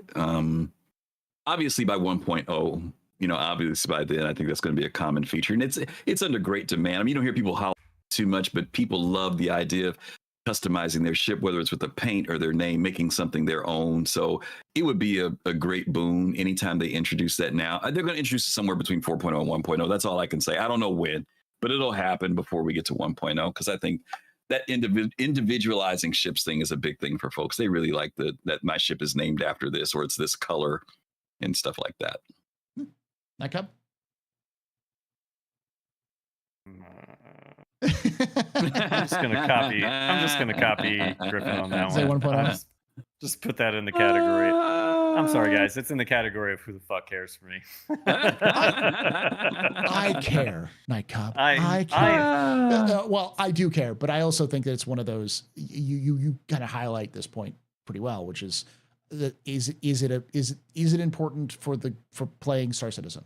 The answer is no. CIG is going to put it off to the very last moment, because that's the reason why we have it in the first place. Was CIG had the people who were doing ship stuff had the time, and so they sat down and they built out a system, and they were in the hopes that the system would work well. And if they felt like if this system worked well, we could then roll it out to everybody else. And in classic CIG fashion, it didn't work well. So instead of investing more time and energy to try to figure it out, they just said, well, we got to move on. We've got bigger fish to fry. We'll get back to it eventually. Just like the 300i customization thing with ships and stuff like that. We'll get back to it at some point, as is basically what CIG has been saying. So yep. I do think 1.0 is probably the safe bet on this one, just because there's so many things. Like they've got so many ships they gotta modernize and those sorts of things. So of all the things I've said tonight, I have a feeling that's the one that's going to generate the most hate in my direction. I've already gotten the "you have no soul," "you're fired," and I'm just laughing about it. I'm just like, well, one, you're correct in that I don't have a soul. Two, I'm doing this in my free time. You can't fire me. There you go. Yeah, guys, I want it. I just don't want it to become a priority over a great many other things. They'll break. And the thing is if they do it before it's ready, it'll break, and then we get the same situation we have now. Yeah. It'll come when it comes. I hope it's sooner rather than later, but. All right. Next question comes from Ackland, who asks, how far is the crafting platform going to go? Ooh. What? How far? Like how much crafting is going to be? I think CIG was pretty clear. They want everything to be craftable. Yeah. Everything. Yeah, they've expanded it. Like way beyond what we thought. Didn't they joke about like food even? Like food fabricators are going to be a thing? Yeah, they said that it was coming. Yeah. So, crafting is everything. So, the how far is however far they can go with it. CIG will find the limits, and then they'll be like, "Oh, we're done now." So, all right, I think that's pretty quick. Next question comes from Bundo, who asks, "What would the best support ships you think, based off of the talks in IAE, show like combat and non-combat? What would be the best support ships, you think, based off of the talks in the IAE show? I think they mean the capital ship combat, like what, because they referenced a lot, like, hey, you're supporting ships and all that kind of stuff. Oh, repair, rearm your Colliers, something that needs to fix you up. Yeah, like how do you build out your fleet if you're going to engage in capital style combat? I'm guessing that's where their heads at. But what are the best support ships? I think. Yeah. Right now, the Vulcan. It's something I would get, because the Vulcan is such a universal. The Vulcan and the Crucible. I think those are the two most vital ones, because the Vulcan can do most of your small ships, and then the Crucible is like can fully fix them, and then also expand, at least if it still sticks to its current metric, fix like the fleet, like the big heavy ships and stuff like that. So, what do you think, Nightcub? I got a lot of questions about what you just said, because those ships aren't in game yet, and we don't know what they're going to be. Well, we do. We know their roles, but like, we do. But are they, oh man, this is like a whole other topic, and I don't want to dive on how much like CIG changes. Grenade, right? Yeah, like I've got a lot of questions why those ships are not in development, because we have now salvaging gameplay, which was supposed to be like the precursor to repair gameplay, because it's just the fucking reverse by a lot of things. We now have the physicalization of things like torpedoes and missiles. We're really just missing bullets for ballistic guns. And stop me if I'm wrong. This was before my time, but didn't the ballistic, some of the like size 3 and below ballistic guns, they have like little ammo boxes? Like that was a separate asset that you could like reload it with. That was once upon a time ago. Arena Commander days. Yeah. Yeah. So anyway, I feel like we're super close to repair gameplay and rearming gameplay, at least closer than we ever have been in the recent past. And yet those ships are not ending up on the, hey, this is what's in development in the next 12 months. And I have no fucking idea why. Because I feel like it's a completionist game loop to, it's a missing piece of the puzzle that I just don't understand why we're not even focused on right now. Crafting is the next 12 months, but repair isn't, which is confusing. But you don't need crafting for repair, because you could buy stuff. Yeah. But I mean, you got to stick it together. You got to find some way of sticking that wing you purchased onto the Hornet, Maybe the wing, but I mean, like torpedoes and bullets. Like, I feel like we're so close, but we're not doing that. And we have just some limited repair capabilities. Engineering's almost in. Yeah. I don't know, man. I agree. I have a lot of questions about that.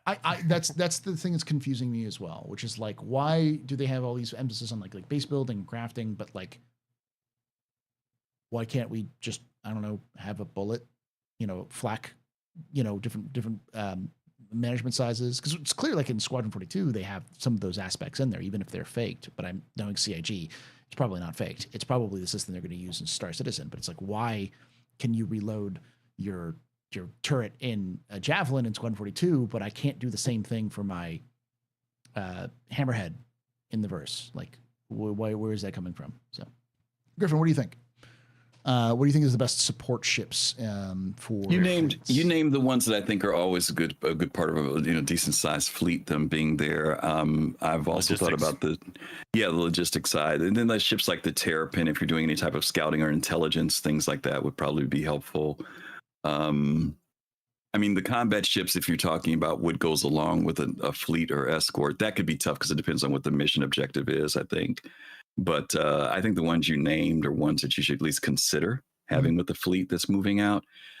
Intelligence and reconnaissance is just important to me with the fleet, no matter what, because that helps you know how to be prepared. Not just knowing your enemy, but knowing the environment you're going in. Things of that nature is also important. So, those are the ones I would go with off the top of my head. But after that, you've got to customize based on what the mission objective is. Yeah. All right. Next question comes from Fastcart. Oh, Lord. Who asks, is 4.0 finally, ultimately, and after all these years, the Jesus patch, or will it be 1.0, and why? The Jesus patch is a myth. Thank you. This is not the Jesus patch. This is the Beelzebub patch. It's the Krampus patch, where it's going to be like, it's going to steal your joy at Christmas, but eventually it'll get better. Yeah. I hate the term. I hate the term. The only Jesus patch is the patch that makes your gameplay function. That's it. Maybe give some history to where that came from, Paul, because that would be helpful. Especially if you've been around, if you've not been around for a long time. For the years and years and years, people have talked about this mythical Jesus patch, which is a patch which will make the game playable. That's the best like sort of summation. People have been waiting for the patch that releases that says Star Citizen is now a game. I can now play it, and they've been everywhere. It was like, we're talking like 2.0 days when these things were out there. Like, is it going to be 2.4? Is it going to be 2.8? Is it going to be 3.0? Is it, so for once we knew what 4.0 was going to be, everyone has theorized that the 4.0 was going to be this Jesus patch. This patch would come in and make the game good and fun and everyone would enjoy it. And I hate the term because it implies that there's a magic bullet to solving a problem with games. And I've consistently said that the only Jesus patch is when the game releases. Yeah. That is when it should be playable. So. Yep. Agreed. Do you want to wait on this at all, Night Cop? So it sounds like I came in on a discussion related to the question of something about server mesh and making no. patch, or... I'll read it. It's a fast cart question, so you'll appreciate it. Shit. Is 4.0 fast car question? Is 4.0 finally, ultimately, and after all these years, the Jesus patch, or will it be 1.0, and why? Oh man, that's the most PG question that fast carts fucking ever asked. It's a good question though. I'll give him. So I don't think it's I don't think it's a Jesus patch like you said, Paul, but man, I really do think that there's an impact of this patch because they did sell this a little bit. This is partly their fault too. Mm-hmm. It's not just the community's fault for believing that server meshing was the key blocking technology. Because don't be wrong, the community has sold it to themselves in a lot of ways that, like, anytime somebody challenges, like, well, why can't they make the AI better? Somebody even from the community, just as CIG will, because they're mostly repeating this, is like, well, AI needs server meshing to function because we need better server FPS and stuff like that. And that's the reason that the really cool missions are blocked, from a PvE standpoint. And for a long time, that's the reason that Quanta is really being held back, because if the server FPS is low, then the AI will not function correctly. And it's probably why, from that standpoint, why we don't have escort missions like they promised us at one point in time, because you've seen them standing on chairs. They're definitely not going to walk up a ramp to get in your freaking ship, like, at least consistently without any bugs.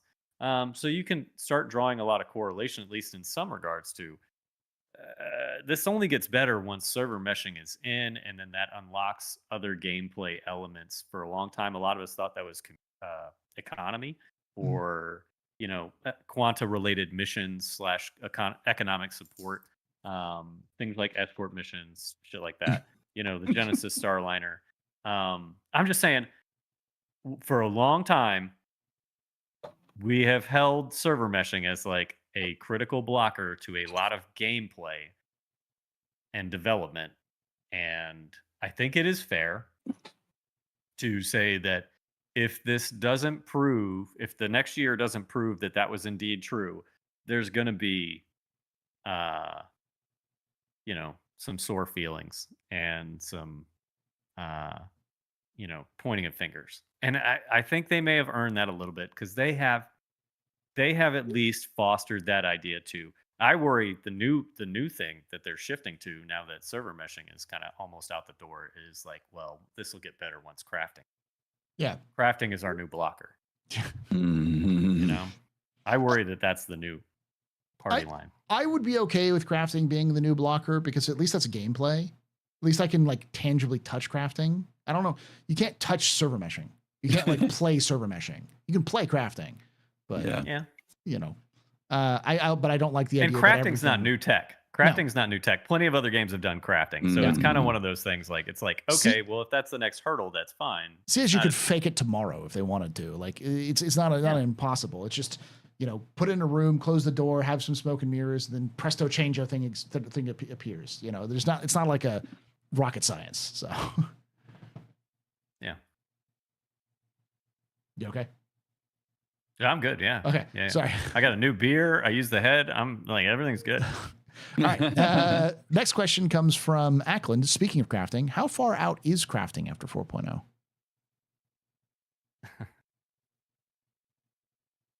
That's, It's a loaded question. Yeah. yeah, I mean, I mean, I that's don't want a bit predictions funny. out here. Yeah, I mean, that's a be. Go ahead. I'll jump on the grenade. 6 months. 6 months after 4.0, we'll have crafting.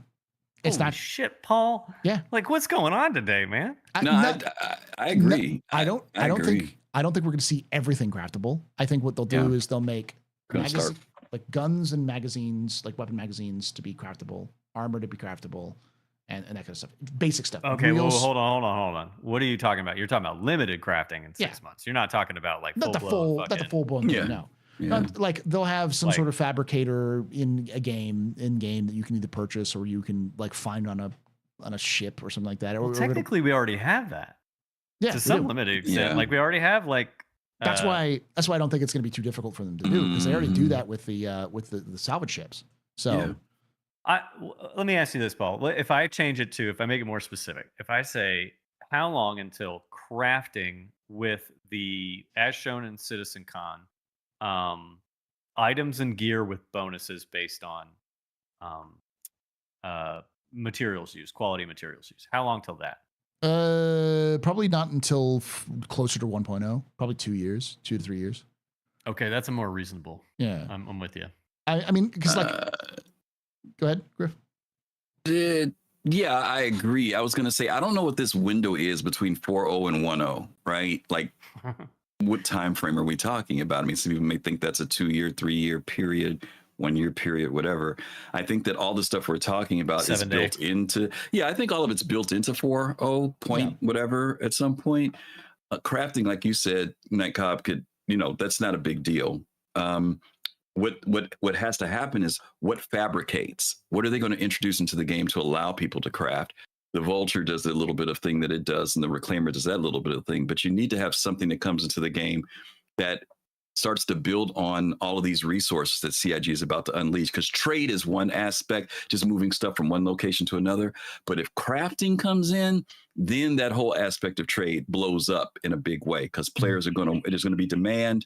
This idea of incorporating resources into the skins of ships, or when you start salvaging.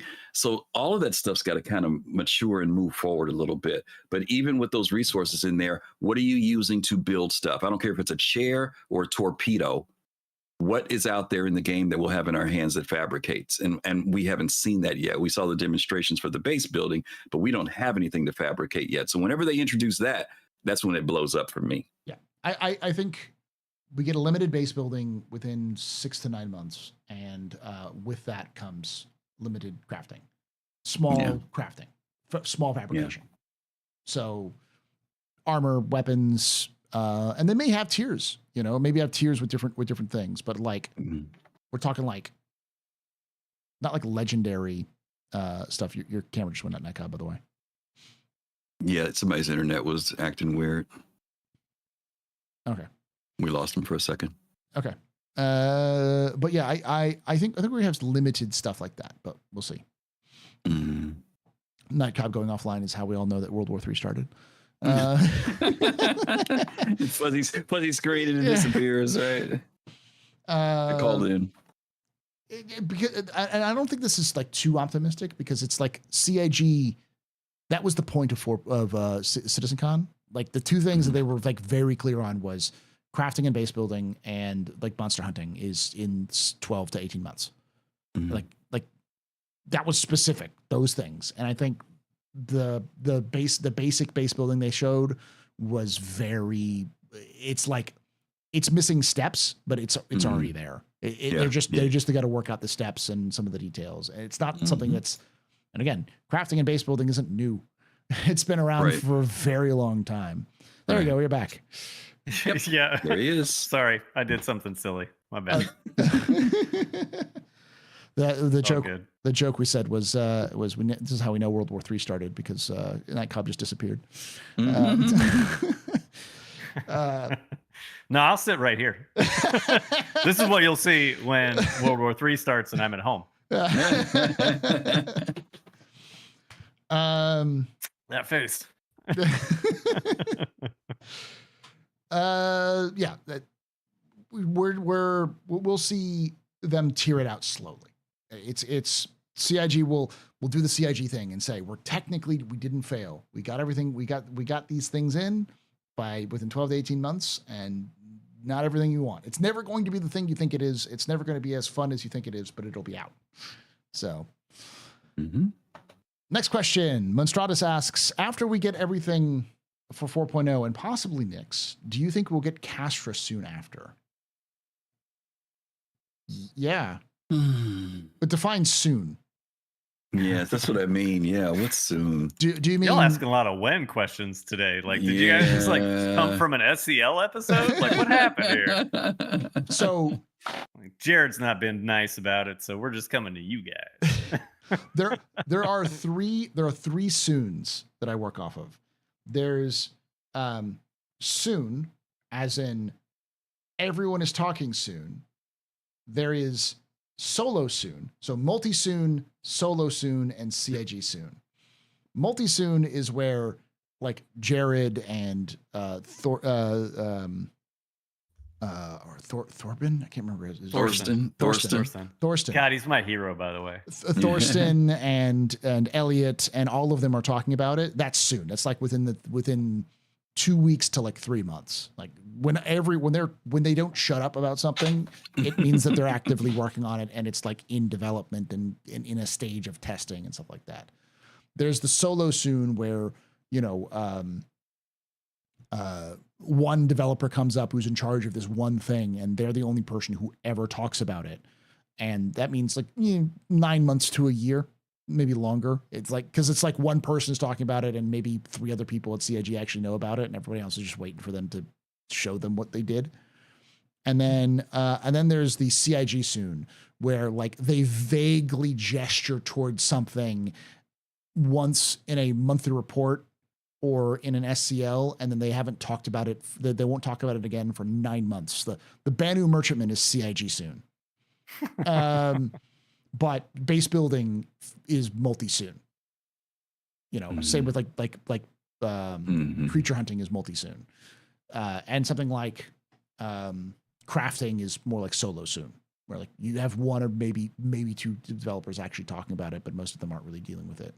So there's also Noonian soon. Yes, thank you. So I think with Castra, it's solo soon. It's a year plus, maybe even CIG soon. We're talking. No one fucking knows. I don't even think CIG knows. Like let's get Nyx out and see how if Nyx doesn't blow everything up, sort of situation before talking about Castra. What do y'all think? Go ahead, I'm not even trying. Oh, really? No.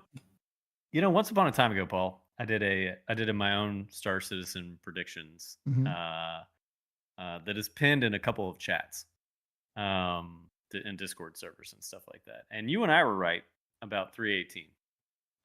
Both of us predicted March. Mm-hmm. And I actually said I'm only like 6 months off on most of my predictions right now for like things like server meshing and all that kind of stuff. If they get it out by the end. If they don't get it out by the end, then I start ground. So let's say I've got a plus or minus 6 month victory window right now. I'm going to say Castra. We're going to go with March of 26, guys. There you go. That's a good one. If you force me to put a date on it, I would say June of 26 because it's the perfect landing zone to introduce with an Invictus.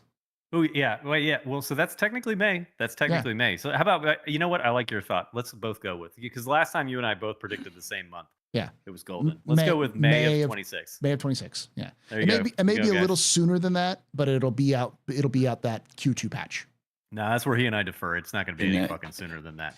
Well, typically they don't like have Invictus. The Invictus patch is either like 2 or 3 iterative patches after the initial release, or it's a iterative patch of an older patch. Like they don't like. I don't think they'll drop like Castra And then immediately that'll be the Invictus patch. That'll have to have at least 2. Well, Invictus is at the end they've of May. never done anything like that before. They did. Yeah. That's sorry, that was sarcasm. That's why, Paul. Oh no, what I meant to say is I don't think they really have. The closest thing they did was this year, and they dropped it 2 weeks before Invictus, and then they did 2 patches for Invictus before Invictus happened. And so it was like I think 3.23.1 came out within a week of going live. I think it was in PTU the day it went live for Invictus stuff. It was like squeaky close with that release. Because I said it was going to be 3.23 had to be the Invictus patch, and everyone was like, nah, it'll be 3.22 and they'll release 3.23 afterwards. And they put it in anyways, and it was rough, but it did it. What were we gonna say, Griffin? I want to take this question to the 10th power, if it's okay, and ask you guys this, because I was having this conversation with some friends in our channel this morning, and we've talked about this before on our channel. If we to get back in the Wayback Machine and go back to 2012 with the launch of all this, Chris stated that he wanted it to be that when people played Squadron 42, they would be able to enter the persistent universe afterward. So my question to you is, when do you expect 1.0 in relation to Squadron 42's release? Do you expect it to be ready when Squadron is ready? Do you expect it within 3 months, 6 months, a year, or what? Do you think there will be a huge gap between the launch of Squadron and the launch of 1.0? Yes and no. Here's my bold my prediction with this one, because based off of how CIG is messaging it, I think internally CIG wants 1.0 to come out in 2026. I think they're insane. I think that's never going to happen.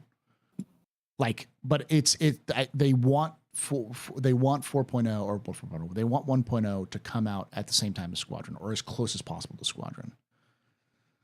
I think the best we get is they reach a beta state within a couple of months of the release of Squadron, where it's not 1.0, but they're like, this is the 1.0. We need to get 6 months, 6 to 9 months working on this. So we're going to do some iterative patches here and there, but we're not going to add new content. This is all the content that's for 1.0.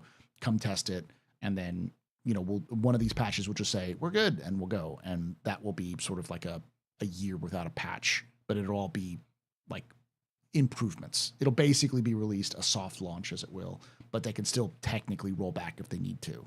Does that hurt them? 1.0 is supposed to be the commercially viable game that people come back to and they can rely on, right? If you come out of Squadron 42, and don't get me wrong, I'm not saying that there's no place to go, but the plan is that people would have a place to go once they've achieved that finishing of that game. So if there's a long wait, will that hurt them or no? I think it will hurt them, but I also think that it will still end up being fun. Like, we got to remember, when I'm saying like beta, I'm not saying you're falling through the planet. You're glitching out and exploding every 5 minutes. Like most beta's still testing. Beta's still testing. It's still testing, and there'll still be problems. But if you remember, Warframe was in beta. You're willing to say that they're going to launch from Squadron, the finished game, send people into a possible slightly buggy testing environment. Yes. Yeah. Wow. Okay. But I mean, I think people have a lot more willingness. Nightclub's laughing. I'm enjoying it, guys. I told you I like Star Citizen drama, and I'm just like, hell yeah, dude, let's do this. I think people are a little bit more tolerant of bugs if they if the gameplay experience is engaging, decent. it's engaging enough. BG3. Okay. Someone bring up BG3. BG3 is not a bug-free. Holy shit, Right. is it not? It is. It has got some show-stopping bugs in it that will break your game if you're not careful. Okay. It is still game of the year last year. Like, hands down, there was no question about it. But it was still has problems. It's not perfect. And I think Squadron World itself have those issues where it'll have some showstoppers when CIG releases it. They're going to have to patch out eventually. But if they do it right, it'll be the experience will be engaging enough, and those showstoppers won't be so frequent enough that they'll happen all the time. It'll be as close as they can get to like a polished release. Mm-hmm. And I think Squadron or Star Citizen, when it reaches that point, will have that time, because it's not like we're not testing it right now and getting things. Like CIG's got that advantage where we're finding all the bugs for them before they even reach beta. So by the time they hit beta, it's less of a, hey, we got to find some issues. It's more of a, we'll find the occasional issue that still pops up. We'll chase down some bugs we've been meaning to chase down for a while, but we're mostly sitting here and going to optimize the code. We're going to pull this out, swap this around, change some of the back end, maybe play around with some of the server meshing stuff and see how we can do, see what we can get away with. It's going to be, in my mind, more of an experimental phase where CIG is trying to finally dial in the last little elements that they would be okay with, like economy changes. Okay. So how long? After 1.0, after Squadron with 1.0? 6 months. 6 months to a year. That's fair. Yeah. 6 months to a year. That's fair. I think that is also acceleration. Ambitious. Yeah. Because that means we're looking at, because like, let's say Squadron 42 comes out in June of 2026.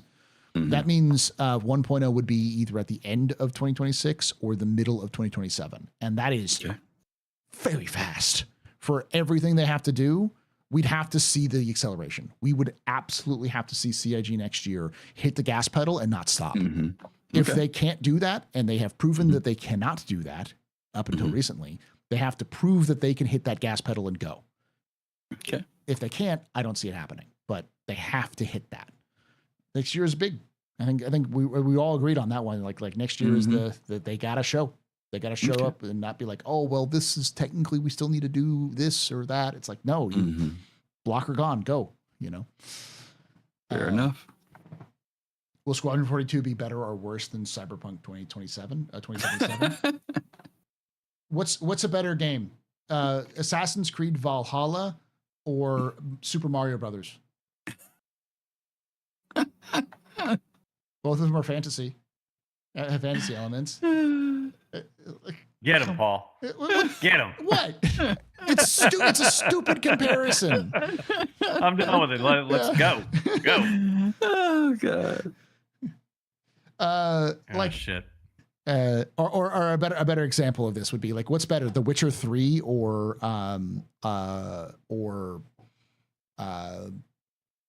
Final Fantasy 16?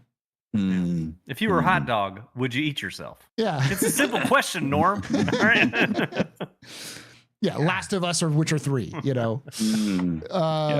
It's just like, say yes and we'll move on, Paul. You're all wrong. Mist is the better one. That's funny.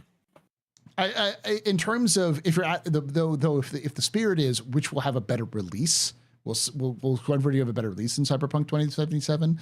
And the answer is yes. I don't think that CIG can afford. They're not CD Projekt Red. They cannot afford that sort of release, because CD Projekt Red was having problems. So Cyberpunk was having problems that Star Citizen has now. So if CIG in 2 years can't fix those problems they're having now, we're in some serious shit. Yep. So, all right. So Hello Games did it, but Hello Games also didn't have like 12 years of alpha, which were publicly tested by players. Not only that, but they don't have all of the negative publicity that's come with that 12 years. Like that's one of the biggest challenges that they're going to have to overcome. Now, you know what's so interesting is, like, to the question and your point, Paul, kind of to counter Griffin on this. I think Griffin's got a really solid point. Is like, that's what CIG would like to achieve. They want people to play Squadron 42 and immediately shift to Star Citizen, because right now Squadron 42, if you're outside of the community, even looks amazing. Like, they show that thing and you're like, I've got a lot of questions about this game. And if they don't know anything about Star Citizen, which is still pretty niche, although it's got a lot of negative public publicity that people may have only casually, read about, not actually played and experienced. Man, all of us have already had our moments when we log on to Star Citizen and had that first good hit of black tar heroin. When you come up on a space station at the right time, on the right server, and you're just like, holy shit, the scale of this game and the way it looks is fucking amazing. You know, or when you get in somebody's ship and you realize it's a fully fleshed out interior and they go into quantum and you're like, are we not on a loading screen? I can just run around your ship. We've already had our holy shit moments. Mhm. If they can supply even bug induced holy shit moments from Squadron 42 into Star Citizen, I think they will be at least moderately successful. But I agree with Griffin. They don't want moderately successful. They want those two to be timed out so that it is insanely successful. So that people immediately open their wallets and are like, here's the money, guys. I want more of this. You know, this is Chris Roberts' magnum opus. Chris Roberts wants this to go out like a fucking bang. He wants to be remembered for generations as the game developer who did this. Oh, Paul, you're muted. Am I muted? I'm not muted. No, I hear you fine. Unless you're muted in chat. I don't hear him. Oh, maybe I lost him. Maybe it was me. It's always you. Is me. No, it's me. Yeah. My thing went mute. That's weird. What made my thing mute? Holy freaking smoke. Sorry. All right. But yeah. Interesting. All right. Let's move on to the next question. We've got a lot of questions. Oh my God. I'm going to start skipping some of these questions because some of them are. It's called engagement. Yes. Del Ener asks, what advice would you give to players who may not want to experience Pyro's mission content, but or who may want to experience Pyro's mission content, but are uncomfortable with the much greater risk of PvP? Oh man, I got some advice for you. I got advice. Suck it up. It's not suck it up. It's not suck it up. Okay. You want to go first, Griffin? Go ahead. Griffin. Yeah. Okay. As a PvEer more than PvPer, I PvP when I have to. In other words, if I have an encounter, I have no problem with it, but I lean for PvE. I'm not afraid of Pyro. Pyro is a big amount of space, guys. It's not Stanton. We're talking 3 times the size of it. And even with the increased player count, if we get 500 people, 1,000 people, your engagement, CIG has said this, that their engagement will probably be leaning more toward PvE gang reputation stuff than other players. Now, you will run into other players. Don't get me wrong. And depending on where you're at, but there's a lot of real estate out there. And I don't think that people are going to have as much of the engagement that has been like kind of hyped over the years. You will have it, but I don't think it's going to be, I think it'll be proportional. That's all I can say about it. I don't feel like every time I go into Pyro, someone's going to be sticking me up every time. But there also needs to be preparation and understanding where you're going. You need to be paying attention to what stations you go to, not whether it's a human player or whether it's an NPC. So you need to do your homework when you go into Pyro, I think is the issue. But I think that it's been overblown. Now, I could be wrong, but I think it's been a little bit overblown, that no matter where, as soon as you go in there, you're going to get blown up. Because if CIG does the things that they want to do to create some balance in the game, pirates are also going to be very discretionary about who they go after as well, because they want it to be a good time for themselves and lucrative as well. You're always going to have those folks out there to just shoot at anything that moves, but I think it's going to be fine. I don't think it's going to be as bad as people think it will be or have said it will be, but that's just my opinion. Nycob. I don't disagree with any of Griffin's statements, but my chief advice is you got to friend up. Yeah, there you go. Strengthen numbers. Strengthen numbers. Absolutely. You want to go into Pyro and do PvE shit? Do not be doing that shit solo much. Mm-hmm. I'm not saying you can't do it solo, but I wouldn't do it. I wouldn't do it often. Yep. Smart advice. The advice I have is from my years of playing DayZ and other survival games, crafting games like this in the past, which is learn how people act.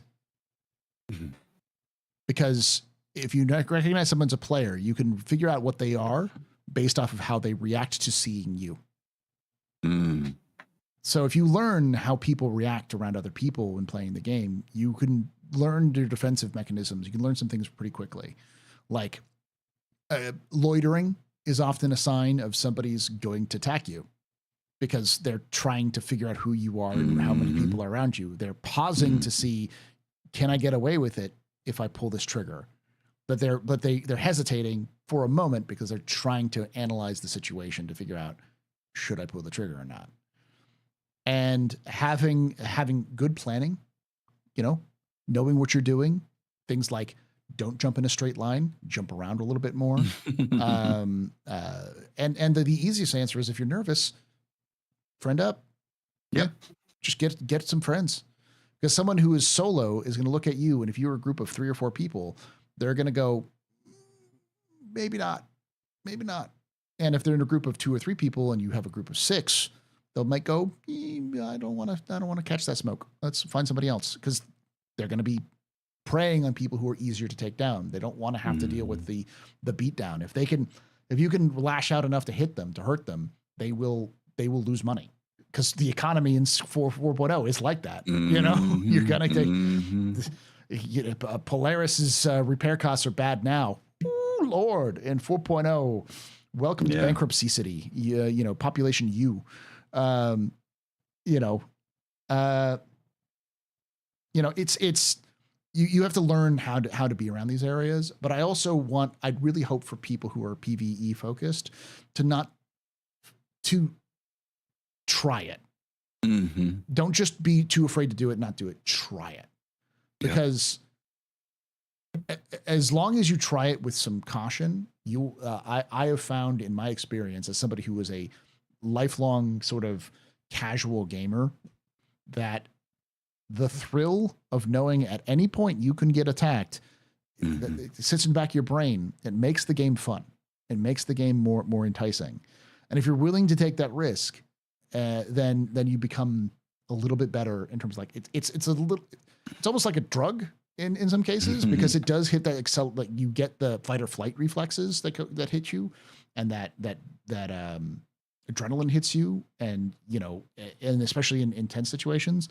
And when you come away with it, you have that like relief, and you're like, well, that was really fun. That was engaging. Yep. I enjoyed it. Yep. And that's why people do PvP. It's like those sorts of moments. Some people do it because they like to bully other people, but I think the people you'll see most often who make content around this sort of thing, that's what they're looking for. They're looking for that rush, that hit. And it's harder to do. Yeah. It's harder to do. Like a drug, the more you do it, the harder it is to recreate over and over again. So give it a shot in terms of like play it to feel what it's like. But don't go out with what you can't risk. I don't know. This is a lot of advice from me, but try it at least. I'll put it this way. I got shot on the Stanton side of the gate more than I got shot on the Pyro side of the gate. That's all I got to say. All right. Fastcart asks, serious question. How many 4.x patches are you predicting before 1.0? I am no. We've talked about random possible maybes, like pass the blunt sort of questions too much. We're moving on. I got one answer real quick. It'll be real quick for Fastcart. Sure. Fastcart, 4.6 to 4.9. That's where we're at. 6 to 9, buddy. 6 to 9. Oh my goodness. I was about to say 3/5. I'm gonna make the Fastcart joke. Fastcart ask it. I'm gonna answer it. The answer is 3/5. 3/5 of 4.0. Or 42. Like that answer. Oh god. I'm gonna 4.20. That's what we're gonna get. Is Fastcart a troll? Yes, Jin. Yes. That is. There's another question. He's most definitely living under a fucking bridge. Escapa asks, how do you each feel about the ordnance cost rebalance? Tarps and bombs fairly priced? Nightcob, I'll start with you on this one as you're taking a sip. Yes, I do. I know. Hot take. Hot take. Don't get me wrong. I think it's probably got to get dialed in a little bit. But if you're asking me if I think that it's correct that it is exorbitantly expensive to fire a size 10 torpedo or a size 12 or whatever it is, whatever it is, even a size 9 is like, I think, like egregiously expensive for like the Eclipse and stuff like that. I think that's what we need. Like, let's just be real about this. Like, I don't want to go out in the verse and see Polari just out and about doing bounties because it's fun. That is something you pull out for special occasions, and it should stay that way. It should be freaking expensive. It should.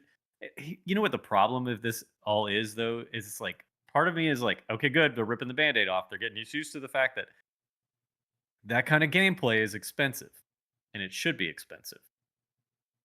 But they haven't inserted the gameplay that it's supposed to be, that you're supposed to pull that stuff out for you. Yeah. Or at least not consistently. Like, I look at that kind of stuff as like, dude, the Vanduul are raiding portions of Nyx. You've got a global event going on. There's a Vanduul fleet. That's the moment when people are like, all right, guys, this is the moment we've been paying org dues for. Yeah, and it's a big like reward game too. Like, if we can take out this Vanduul threat, like, it's millions. Like, we stand to make a bunch of money. Yep. Yeah. Or like a Xeno threat incursion, where it's like, guys, this is the moment. We've been waiting for this. This is why the org treasury exists. And why you guys have been building torpedoes or buying torpedoes. We don't have any of that shit yet. Right. So we just have this, and it's almost like what we talked about earlier. It's like they're getting us used to the ripping the Band-Aid off, because when they slap that on later, it's not. And not only that, but what a great way though to turn down the server costs of everybody and their mom. Way too many people that own Polarises. Now most people are just not going to take it out that frequently, and it won't be that much of a server cost now that it's like $0.50 per torpedo. So part of me is like, people are like, oh, they nerfed the thing that I just bought. And it's like, you guys shouldn't be taking that out all the fucking time anyway. It's taxing on the servers, and it should be one of those things that you don't pay to take out. It should be I do this rarely. That's me. Hot take probably for some, but I'm down with it. It needs tweaking, but I agree. I long for the day when I'm with my org, League of Relic Enthusiasts, or with ammo or something like that, where it's like a small group that's holding off a bigger wave, and then the rest of the clan or another guild shows up, and they show up with their javelins and their Idrises and everything just comes in, and it feels like, okay, this is justified. We're barely holding the line, and then someone pops up with a javelin, and I'll be like, thank God there's a javelin here. Not immediately going, damn, that thing's expensive. But you're like, okay, this is justified. Yeah. This thing is showing up is justified in what we're dealing with right now. So, Yeah. And I don't think there's any argument that the rewards have to match. Like, if I'm launching size 12 torpedoes, there's got to be some kind of payout in the end. Or it's one of those like, hey, I'm paying not to lose the ship. Yeah. Like I'm fighting for my life kind of scenario. Yeah. One of the two has to be the truth of it, Either some rep in terms of like you gain rep, or you gain money, or like the Vanduul are about to just glass your base. Congratulations. It is now, you either keep your base alive, or the Vanduul are going to bomb you to death. To deal with this fleet before everyone's bases in Nyx is just turned to ash. Yeah. So what do you think, Griffin? I'll make mine quick, because I know we're trying to get to these questions. One of my friends, Togi, was talking about this earlier and saying that, we know that there's got to be greater balancing. I think you said this, Nightcob, coming into the game. If I take on an Idris, let's hope that as we're moving toward disable versus destruction, that, like you said, I may launch 8 million in torpedoes or 3 million in torpedoes. But if I go into the cargo hold and I happen to find 7 million, and if I pull the components that equal out to another 22 million, that 3 million I spent is counterbalanced by the reward that I may have gained from it. Or even if it's just the fact that I get to take over the Idris, and I can take it, so there just needs to be balancing there. But these numbers, this is just like the insurance conversation and the reclaim conversation.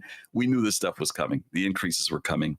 We've been playing with monopoly money when it comes to, ordinances on our ships and everything all this time. And they're going to be adjusted. I think Nightcob's absolutely right. They'll balance it out a little bit more, but it is supposed to be something that challenges you.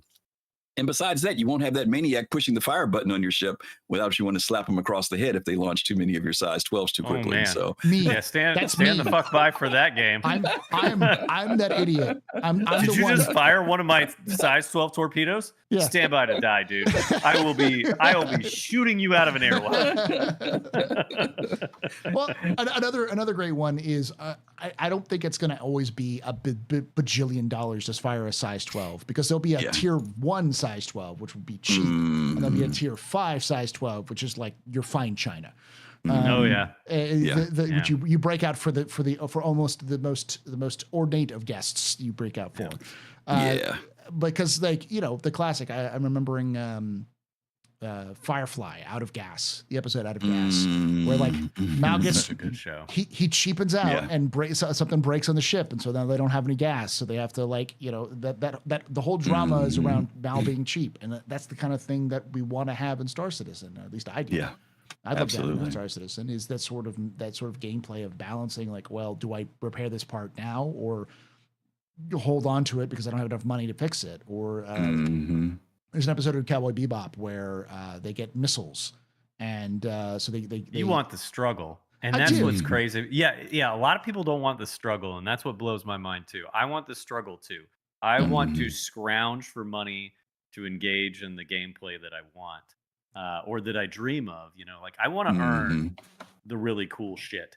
I don't want it just given to me. I don't want to be able to just reclaim my ship and have all my size 9 torpedoes back. I want it to matter when I take a bounty and I get lucky and there's an eclipse and it's soft death and it's got 3 torpedoes on it. And I'm like, holy shit, jackpot. There you go. Yep. Like, oh my God, I've got 3 spare torpedoes for my eclipse that I don't have to pay for right now. Like, I want those struggle and victory moments more frequently. And I don't want that just like shit that everything's given to me in this game, or that everything's got a workaround or a cheat code built in. Like, I don't want that. So I'm down with that. Like, make that now, make that sooner. Someone saying most people want Star Trek. You guys want Firefly, Cowboy Bebop. No, I want Star Trek too. I want DS9, where the first season where O'Brien is trying to hotwire Starfleet equipment into Cardassian stuff, or there's coffee in that nebula. Like there's struggle in Star Trek. There's routinely struggle. That's where the drama comes in. That's where the fun comes in. That's having that sort of experience where, I've been playing a lot of MechWarrior 5, like where you're like, I got to succeed this mission. If I don't, I'm bankrupt. Like I serious bad decisions have led me to this point. Or, there's moments where you're down and you've got 2 credits left and you come through with 2 or 3 big wins. And you're like, suddenly like, I'm on top of the world. I've got 10 billion credits, Those ups and downs are always what games are made out of. So, and we had a raid from Avenger 1. So welcome everyone from Avenger Stream. Cool. So appropriate I say appropriate for the conversation we're having. So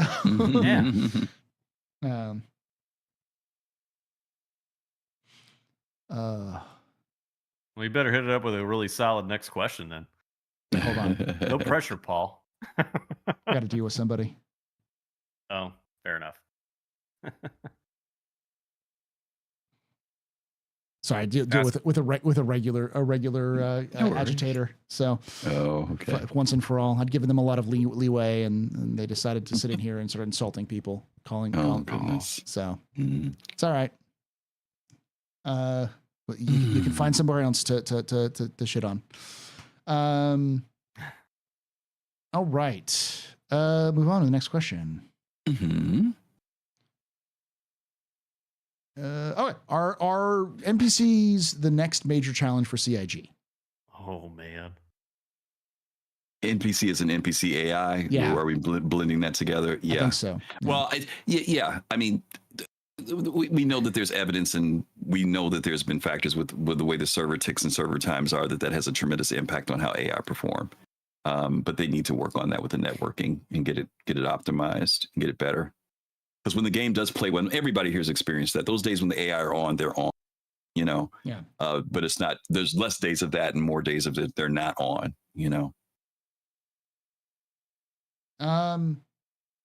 Yeah, I don't think they're going to be nearly as a challenge, because CIG has worked a lot of AI tech for Squadron. There's a lot of background tech they've worked with Squadron for AI, and they're starting to see them bring them in. I think the real challenge with NPCs is going to be, because CIG right now has this problem where they're like a kid with a new toy. They just want to they have this AI tech, and so they're just throwing it everywhere. So like if you play, like right now, if you go to a bunker mission in Stanton, you fight maybe 10, 15 NPCs, walking around. Pyro missions are like, hey, you got to go clear out this base, and it's like 50. it's like 0 out of 50. Good luck. Like, and it's all ground And missions, And they'll wreck you if you let them. Yeah. It's not like the AI of old where you could just run up and like stab them in the face because they couldn't react in time. Like the days of that are almost over. Done. Yeah. If you're lucky, you'll catch them, but you catch 1 or 2 of them, not 50 of them, because they'll pay attention to real quick. So and the percentage chance of that has gone down dramatically. Yeah. So they need to figure out how to balance that. Like, what's the difference between giving this one person as CA or as Keyband said, and it pays you 8,000 UEC. It's like is it willing to should we give you pittance to go to go perform a genocide on a small settlement? Like that's sort of the balance issues. It's less of a can they get AI to work and more of how much do they want the AI to be Terminators and how much do they want AI to be, brain dead, and that sort of find that balance. And how much do they want to them? Do they want, a small army, or do they want, a town in terms of these sorts of things? So, what do you think there, Griff? Do you think that's the next major challenge? Oh yeah, I mentioned about the AI NPC thing. Yes, absolutely. Night Cobb, did you Night didn't jump in, I don't think. No, because I'll be honest, I thought the question was asking about NPC crew. I think it's part of it. I've got a lot of thoughts about NPC crew. Share them, because I'm sure there's some of them in here as well. Y'all ready? Yeah. Yeah. Yeah, I don't think it should be a fucking thing. Yeah. No, I want them to let the idea of NPC crew die a slow, quiet death, but I don't think that's possible at this point in time. And I've had this argument with a lot of people recently, especially because when they talked about NPC crew being except post 1.0, like I think NPC crew incredibly threatens the multi-crew experience of Star Citizen. And I don't want it on ships. Don't get me wrong. Paul and I have talked. I want NPCs. I don't want to be, don't misunderstand me. I want NPCs. I want the universe to feel alive. I want there to be NPCs talking to each other and having meaningful moments in the verse. But I don't want them replacing human beings on multi-crew ships. I want them to just let that die, the slow death of, guys, it just didn't work out. We couldn't balance it. We couldn't make it work. We couldn't make it be performant on servers because I'm not sure it ever will be. And I still want there to be a cost to being in a big multi-crew ship, and I want it to be able to get people that do things and stuff like that, and not AI. I want it to be people. And I worry that if we ever allow anybody just even semi-functional, I know human beings are always going to be better than NPC crew. I've heard that argument more than a few times, and I get it. I'm down with it. But at the same time, like telling you from a military perspective, you never go into a fight with anything other than overwhelming firepower if you have it available to you. And overwhelming firepower, in my mind, looks like you got a Polaris, I got a Polaris. You got NPC crew, I got an NPC crew. Would we potentially crew up together, or would we just add 6 other support fighters and whatever to it instead? And now instead of 1 or 2 ships with high performing human players, now I've got 10 ships with overwhelming firepower. That wins the engagement. And it will be the default choice of most people. And I just, as long as we steer away from that choice is never even an option. And I'm freaking down with that. I want that. That's me. This has been your engagement farm. Please do comment down below your feelings on this. I was gonna say this will be a high performing video for Paul now, because a lot of you are gonna. I'm already looking at chat section. There's so many people in chat who are very mad at that idea, and they're like, "Nightcob wants to kill Star Citizen." So I'm like, please, do you think that Nightcob wants to kill Star Citizen? Comment down below. What you could do is you can also follow Tree0311 or Atira Kel on YouTube. Yes, and you can just engage on any pick a video. It doesn't really Yeah. matter. And just at me in it, and talk about how upset you are with me. Yeah. That's fine too. Like I said, any engagement is positive engagement. I am going to slightly back up on you. We'll back you up on this That's fine. one, because I do think that you're right that there's a risk of NPCs replacing players in terms of meta, and people will what's the term? They'll optimize the fun out of every game. Like that's it's just something you can do. Yeah. And so CIG needs to walk the line of being able to make it NPCs viable enough to like not be overwhelming, but also make human players more viable, more like better in general, a better option. And the problem is if you make NPCs too good, then they break everything. And I don't see a way where people feel comfortable. I can see this balance is so difficult that I could see CIG just saying, fuck it, we're not going to do it.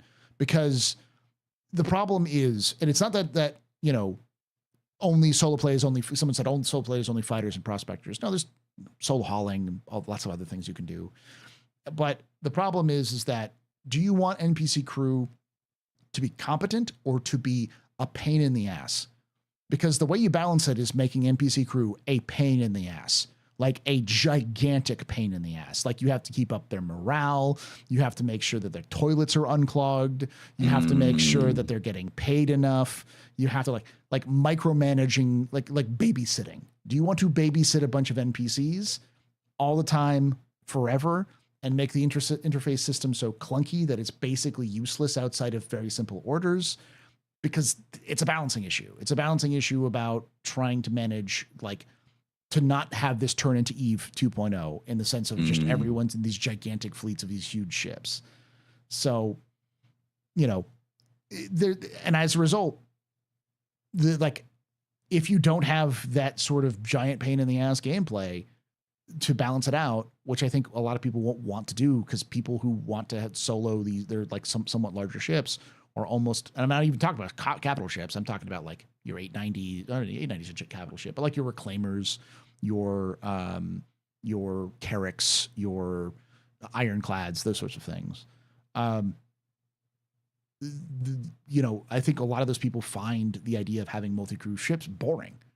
And if they think the multi-crew ships are boring and they want to be in control of them, it will probably also be boring if you end up playing The Sims, but through a worse interface. There is so many problems with that. I'm not surprised CIG just sort of said, fuck it, we'll deal with it after 1.0, because it is a significant balancing problem that they're going to have. Yeah. I'm so glad I said what I said, Paul. Your chat is just like blowing up. Oh, it's blowing right up. This is one of the most, I think, honestly, and this is what I talked about with Griffin earlier. This is one of the most cultural divides I think Star Citizen has to face in the future. Is this idea of NPC crew versus no NPC crew, and it's becoming way more of a topic lately than I think it ever has been. And I'm kind of down with it, mainly because I think we really do need to get to a point, and they've given soft answers. Yes. And I think they've purposely given soft answers recently to the whole NPC crew thing, where it's like, whoa, you never talked about NPC crew at 1.0, and they gave a really soft and very vague, that's like an after 1.0 discussion. And that was one of the, I think even the community bit on that and was like, question, you kind of promised that a while ago. Yeah. Now you're kind of giving us a soft vagary on that's a post 1.0, and you plan to do it still. That sounds like you haven't figured out how to balance that into this equation.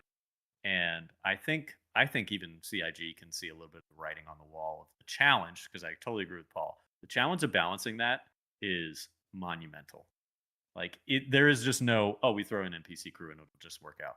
That is not going to be how this works. And even if they do decide to go with it, it's going to bring a lot of challenges to the game, because I totally agree with Paul. Everybody optimizes. And I hate to bring DCS into the game, but bottom line is DCS has a couple of 2-seater aircraft, and they have AI in the back, and that AI is shit in a lot of ways.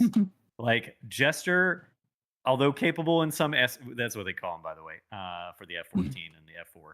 he's a capable AI in some regards and just absolutely dog shit in others. It would behoove to always have a player in the backseat of an F-14 or an F-4 Phantom. But man, I've been in multiplayer servers where if the option is, it's just a simple math equation of, well, I can go up in two F-4 Phantoms and have moderate AI that I'm potentially successful at accomplishing the mission.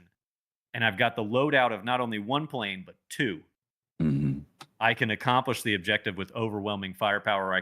I'll just have an easier time of it if I've got more spare missiles on board or bombs or whatever, or I go up with a real person and it's like okay, maybe I might be as effective, but it's not a guarantee and I won't have spares. You just start doing like math like that. And that's a small scale. On a larger scale with Star Citizen, when you start talking about capital ships with like 8 people, that really dramatically changes the equation. Yeah. Yeah, and we've already seen that in game right now. Yeah, that question is a problem. It's like, would you, for those of you watching, and feel free to comment down below as well and comment in chat, if you were in a situation where you had to do a really hard mission or you had to do PvP or something that was like very difficult for you, would you rather have, and you had 5 people, would you rather 5 people do it in one ship or 5 people in 5 different ships to do that same task? I can almost guarantee you the vast majority of people will say 5 ships. Yeah. Would you rather do, mining with everybody in one mole or in 5 prospectors? Yeah. Or 1 reclaimer or 5 like vultures. If you had a goal, which was, and this is, like I said, this isn't just a situation of like combat, it's industry too. People will always optimize away from it.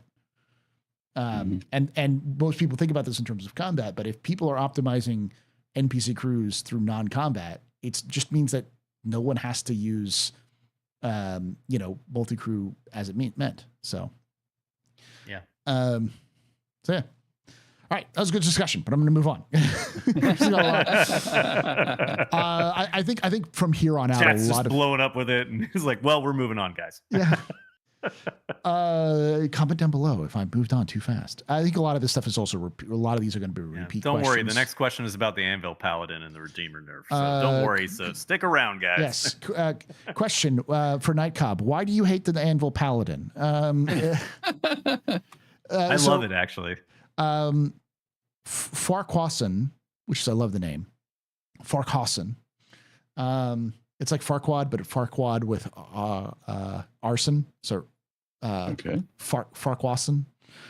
Anyways, who asks, with the most recent economy changes, do you think they'll ever reach a point where they roll out expensive reward changes? Roll out expensive or roll out expense with reward changes. Oh. So Mech Warrior example, QPan also was bringing this up earlier because I mentioned Mech Warrior and he said, yeah, but with Mech Warrior, you almost always have a chance to recover, not like one bad move and you're like, you're financially, what's the quote? I'll never financially recover from this, sort of situation. It does happen, but you always have an option. There's always like a gameplay in there. It's usually a series of bad decisions. And so I think the question is asking, do you think we'll ever reach a point where you have this is how much money you're going to put in and this is how much you're going to get out? Sort of like a guaranteed, you will, if you spend this amount of money, so you'll get more money afterwards. So like a sliding scale. In Mech Warrior, you can like gamble by saying, hey, I'm going to put some money into my repair costs so that if going in, you expect to get, it's going to be a rough mission. You can, max out your repair costs. So it'll actually, the contract will actually pay for some repair automatically. So you don't have to worry about it. And anything that's left over, you get for yourself. So you don't have to pay it, but it mitigates some of that process. Or you just go straight in. So effectively with this one, it's more like, it's going to cost you this much. Do you get a specific reward, guaranteed for a sliding scale? So you always guarantee that you're going to make some money. I'm going to leave this one to Night Cop. Guys, victory never tastes sweet if there is no loss. All right. Like Mhm. sometimes you gotta lose. And sometimes it's okay to lose because when you win, it tastes that much sweeter. Just better. If Mhm. yeah, like so I'm personally I don't like the idea of, you know, guaranteed return on investment. I think that's the overall phrase. He actually has Yeah. he has a clarification here. He says when they make changes to cost/money resource to money resource sync, they release it and then patch and high rewards on the follow-on patch. So I think It's getting I'm super confused, but I'm Yeah, three it's beers in. You guys complicated want to help now. me out? Yeah, it's getting complicated. I don't. Maybe he's saying like, do you think they'll increase the amount of money you get after they increase the amount of cost? So basically, like they're gonna change the Will they formulas. balance it? Oh, well, so they've said they're Yeah. yeah. So they've said they're Yeah. doing that. That's in the latest patch notes. They're going for that. Like they are. That is the next step. Yeah. If that's the question, and I do fully believe that they will do that. I get it. My only reservation on what they're doing right now, based on the money, is kind of the scale. I don't know how many people have played Elite Dangerous, but that game Mhm. seems to run in the millions, Yep. of credit values and stuff like that.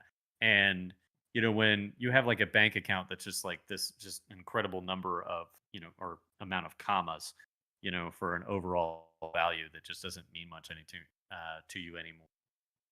But everything costs like things with commas, then it's kind of weird. You know what I mean? It just feels weird in terms of scale. Uh, Whereas I like the idea that they'll keep the scale kind of like, hey, I just made 2 million credits. That feels like a lot of money, but it's all about everything has to be proportionate on that scale. That's me. You know what? I'm just spitting out a lot of bullshit. Revenue versus profit. You make you make 7 million in revenue, but like the cost of operations means you got like 100K afterwards. That kind of thing. Yeah. I just it needs to find its balance so that unlike ED, it's more tangible, the feel of a victory with regards to AUEC, and the feel of a cost that makes sense to you, and that feels like a value that I don't know, just jives with the human brain. Because I think ED did it wrong in the sense of just like God, like the values of money are just so astronomically large that you start working instead of like the $20 is a lot of money. It's like, well, $20 is fucking the Nothing. change in my pocket. Yeah, it's Yeah. the change in my pocket. You don't want that to be 20,000 AUEC is the change in my pocket, whereas like 6,450,000 is like day-to-day currency. You kind of get where I'm saying? Yeah. Like there, like yeah, okay. Elite Dangerous had the unique problem that they had major inflation after they were no longer able to wipe. Like they had some major bugs that they had to patch out, but at that point people had made billions, which is why they added and one of the reasons why they added engineering and that sort of thing, because they needed to find a way of engaging player base beyond just here's way to make more money. I'm sure they were always planning on doing that, but that became much more of an impact compared to money. Yeah. Anyways, the other question, he also has a statement. Also for Night Cobb, awesome hat, man. It was that same thing. So. I feel bad, man. I have not flown the Apache in a long time, but I'm still rocking the hat. So General Rendar asks, what do you all think about tier 3 med beds being respawn points? Permanent? Does it kill medical gameplay? Let me put my tree 0311 hat on here because I actually have an answer for this. You're not going to want to die. And that sounds like I just said skill issue, but it's not. It's not. What it means is you're going to down a lot more than you're going to die. And death is going to have a lot more of a pain in terms of your IVS score, your imprint viability score, your IVS, your imprint viability score, which is sort of like your hard HP. You have your soft HP, which is your current health of you existing. You have a hard HP, which will dwindle down or go up depending on actions you take, which will be your character death. And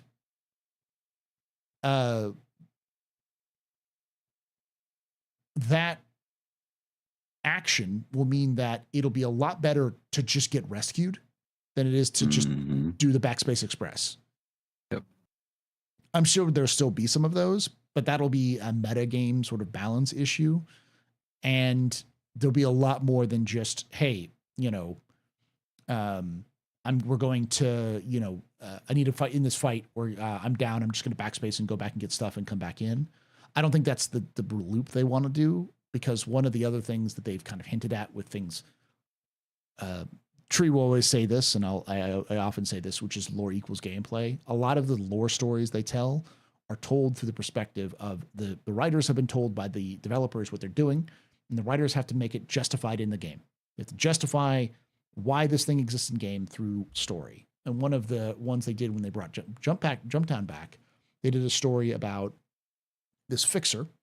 I believe it was the what's his name from Grimhex, the guy who had the hologram, Ruto. It was Ruto. Ruto. Gets a message from a guy who's like, "Hey, I've got an in on this fix in Jumptown. If you want me, but I just need some cover. Could you help me out here with this?"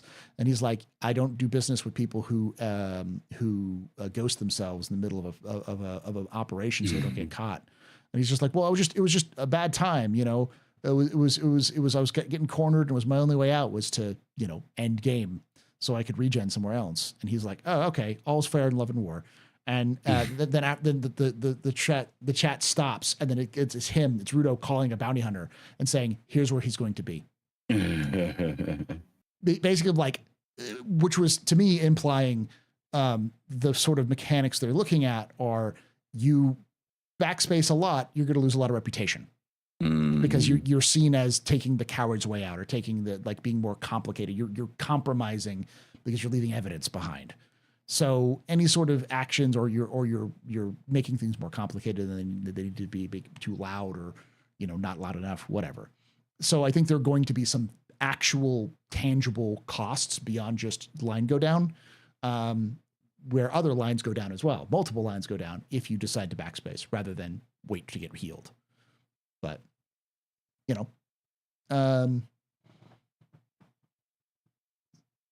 sorry, someone responds, "I don't think there's an in-game penalty you can come up with that will make me stare at a screen for more than 5 minutes waiting to be rescued or downed. Playing on my phone ain't playing Star Citizen." Well, that's the other thing. It's not just, "Oh, I'm downed." That's where I get into the skill issue. If you're alone for 5 minutes because you're downed, you're an idiot. That's just that simple. Like, get good, get better, bring friends. Or what? We're having fun now. I like it. Yeah, I like boy. it. You thought I generated some shit. What? Paul's over here like, get it. What? It's like, if you're staring at a screen where you have no way of reviving yourself in a game where they're going to try to make you more revivable, skill issue. Like, bring friends, or hire an NPC, because we know NPCs can revive players and revive each other. There'll be ways of reviving. Like, yeah. Paul, I'm with you in so many ways. I really am. You're about to hit me saying no. No. Here's the thing. I'm also with that person in their take, right? Because I agree with them that right now, current state of the game, there's just there's nothing. Yeah. And it's 20, 30 minutes. Maybe you get somebody that knows how to get to you wherever you are. Maybe you don't. Maybe an NPC got a lucky shot on you, and you're just now pissed and sitting there bleeding out, for the next hour and a half. And you don't want your gameplay to be sitting there for 15 minutes while you watch the screen do the black and the back and all that kind of shit or whatever. At the same time, there's got to be something to this loss. And it can't just be gear. It's got to be something. I'm with you. There's got to be something more. Again, the victory will not taste as sweet if there's not loss for this. And there's got to be something to backstop us as players from just hitting the reset button in a game like this. That's what they've been building this whole time. They do not want to build the average MMO where it's just like, I backspace and I'm back with all of my gear, and maybe I'm just back in town and there's no real consequence to it. If you're looking for that type of game, I'm sorry, you've come to the wrong place. And if it's time for you to go, hey, appreciate you supporting for as long as you did. Yeah. I would say Well, I'm sorry to see you leave, but I'm not that sorry to see you leave. the other thing is that I think a lot of people are saying, well, bugs and all these things, like Yeah. but none of the stuff I just said earlier is in the game yet either. I'm not talking about now. I'm talking about the Right, future. later. And the question is, what do you think about tier 3 med beds and respawn modules? Permanent, does it kill medical gameplay? And I think I'm taking the question as meaning in the future, and the answer is no. I don't think it kills medical gameplay in the future. Does it kill medical gameplay now? Well, yeah, because there's no medical gameplay. Exactly. You know, there's nothing there yet. If we're talking about this in the future, these are the things that have to happen in the future. Either NPCs being able to call in to rescue you, having friends to be able to help you. I'm not talking about like the 7-hour medical beacon for someone to show up and just fuck with you at the end. We're talking about like end game sort of questions, Right. you know, because otherwise there has to be some consequences for you just backspacing out of combat. Because to be clear, I don't care about Death of a Spaceman in terms of how they briefed it, because that can change. I just care. My only thing is I need there to be some kind of consequence, like you said, Paul. Yeah. There's got to be a consequence to me hitting backspace and cheating my way out of this and spawning. Like, there's got to be something tangible, that a price to be paid that is meaningful, and not just like 10,000 AUEC worth of credits to restock the tier 3 medbed on whatever ship or whatever it is. Like, there's got to be something tangible that makes me want to encourage the style of gameplay of medical rescue, because I think that's a cool gameplay loop, and I would really like it to be reinforced by something. But I will not argue that there is a big problem with the infrastructure of that right now, with the fact that there is just like 100 player servers. How many people are running med beacons on that? Maybe 1 to 5 if you're lucky. And how many of them are good at it and actually have the equipment and or the experience with knowing how to dodge turrets for a base that's hostile to them in the moment, and various other knowing how to deal with variables and going to rescue somebody. If they don't know those things, then you're going to sit there and you're going to wait for 45 minutes, and that's not good gameplay for you. So I'm not arguing that the infrastructure right now does not support that. But we talked earlier about this. There's this whole push, right, to getting us used to what the game is going to be. And part of it needs to be them pushing us to start getting used to the way this game is trending is eventually, like, they're going to encourage medical gameplay. And they're going to encourage it. And one of the ways that they're going to have to encourage it is there's going to have to be a price to be paid somewhere to encourage you to want to put out a med beacon and not just hit backspace. Because I don't know what it is. There needs to be enough gameplay to justify people playing a medic. If there's not enough gameplay to justify people playing a medic, then they won't exist. Exactly. And that's the key with that kind of thing. Yeah, or they give it up and they say fuck it on medical gameplay. Yeah, like at least the rich, one of the two, but they need one, so they got to kind of pick a road to go down. I was going to say also, they've obviously invested energy and development into the idea of medical gameplay. I mean, look at how many ships have been introduced, vehicles introduced recently with medical. There are people who've been doing medical because they just enjoy doing it on the side, but there will be the built-in incentives out there. Just like we've been playing with Mickey Mouse money doing this other stuff, believe me, medical numbers are going to change too. And it will be a lucrative career. For those of you who played Star Wars Galaxies, there were people who did nothing but medical stuff, and they were loaded because people needed to be taken care of. So we don't even have the Endeavor and other ships yet. We don't have the Apollo series yet. So medical is going to be important. I'm not too worried about it. Somewhere or other, them doing something that's going to kill that whole gameplay loop. Yeah, and there'll be something to the effect of a quick response with NPCs that CIG will build in, because like they'll have a response where your reputation matters, and if you're friends with, say, the Citizens for Prosperity, you're downed and you have nobody else, you can hit the big panic button, and then CIG will spawn in a Citizens for Prosperity rescue team, which will show up and medic you up because you have a good reputation with them, and they might take a little bit of money later, stuff like that. There'll be some pain breaks where like there'll be you in a bad position, but there should be enough like cushion where you're not just entirely screwed. That's why I'm saying if you're staring at a screen for 5 minutes, then you fucked up. There's like just something wrong. You've done something awful. I don't think anyone should ever be staring at your dead screen for 5 minutes. That's not fun. And I get that was the intention of it, but like, I don't think CIG is stupid enough to think that that's a viable gameplay loop. I think they'll find ways around it, but there's going to be consequences. That's it has to be. So, all right. Next question comes from okay, I'm gonna because that's about NPCs we already talked about. Pick another spicy one, man. I'm still sticking with skill issue, man. Just there's sometimes you just gotta say skill issue. That's why I hope CIG does that more often when it comes to these questions. Like, but skill issue. Like, just play a game. They used to do that a couple times. Whenever they've said skill issue when someone complains about something, I'm just like, thank you.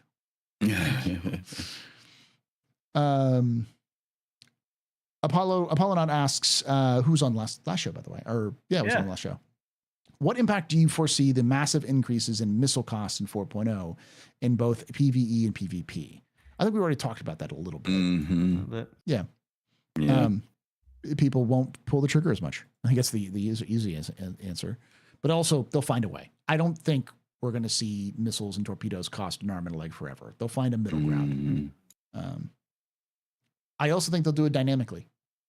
So missiles will cost less in Stanton versus Pyro. So if you want to go out and do your fun PvP actions, get prepared to pay the price in Pyro versus Stanton. Don't you like that though? Like, don't you like the idea of a couple of murder hobos, two murder hobos that if somehow gotten their hands on a Polaris now, like have to like, damn it, man. Like it's like, I'm not going to go out in a Polaris and camp a station.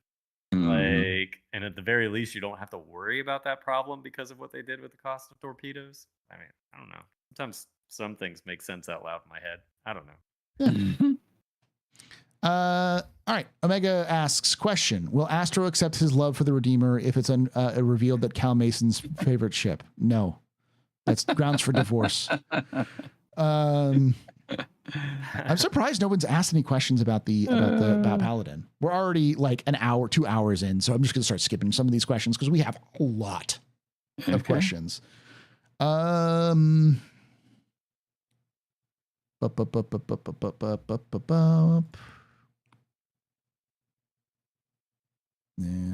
some of these. While Paul figures out a question, you guys type a 1 in chat though. If all things considered, you think the Paladin is a good-looking ship? Because I think it looks like it's inheriting that design language of the dropship from Aliens in an even better way than the Valkyrie did, and it's just like pure sex. I know it's got a lot of controversy around it, but man, I am down with the look of that ship. Yeah. Okay, we got some mixed reviews. I got a lot of ones coming up. Yeah, it looks like a mean son of a bitch. Like yes. It looks like the thing it's supposed to be, like a brick it's flying at your head. Like you know. Yeah. I'm here for it. It is here to destroy you or cause you to surrender. Like that's what it feels like. And it's like the Perseus. Like the Perseus is perfectly designed because it just looks mean. Even though it's not that big, it looks mean. It's the same thing. Yeah. The Paladin looks mean. Just like the F-14 Tomcat, man, just pure sex. You're just like, God, I don't know if that ship's that good, that plane's that good, but man, it looks good.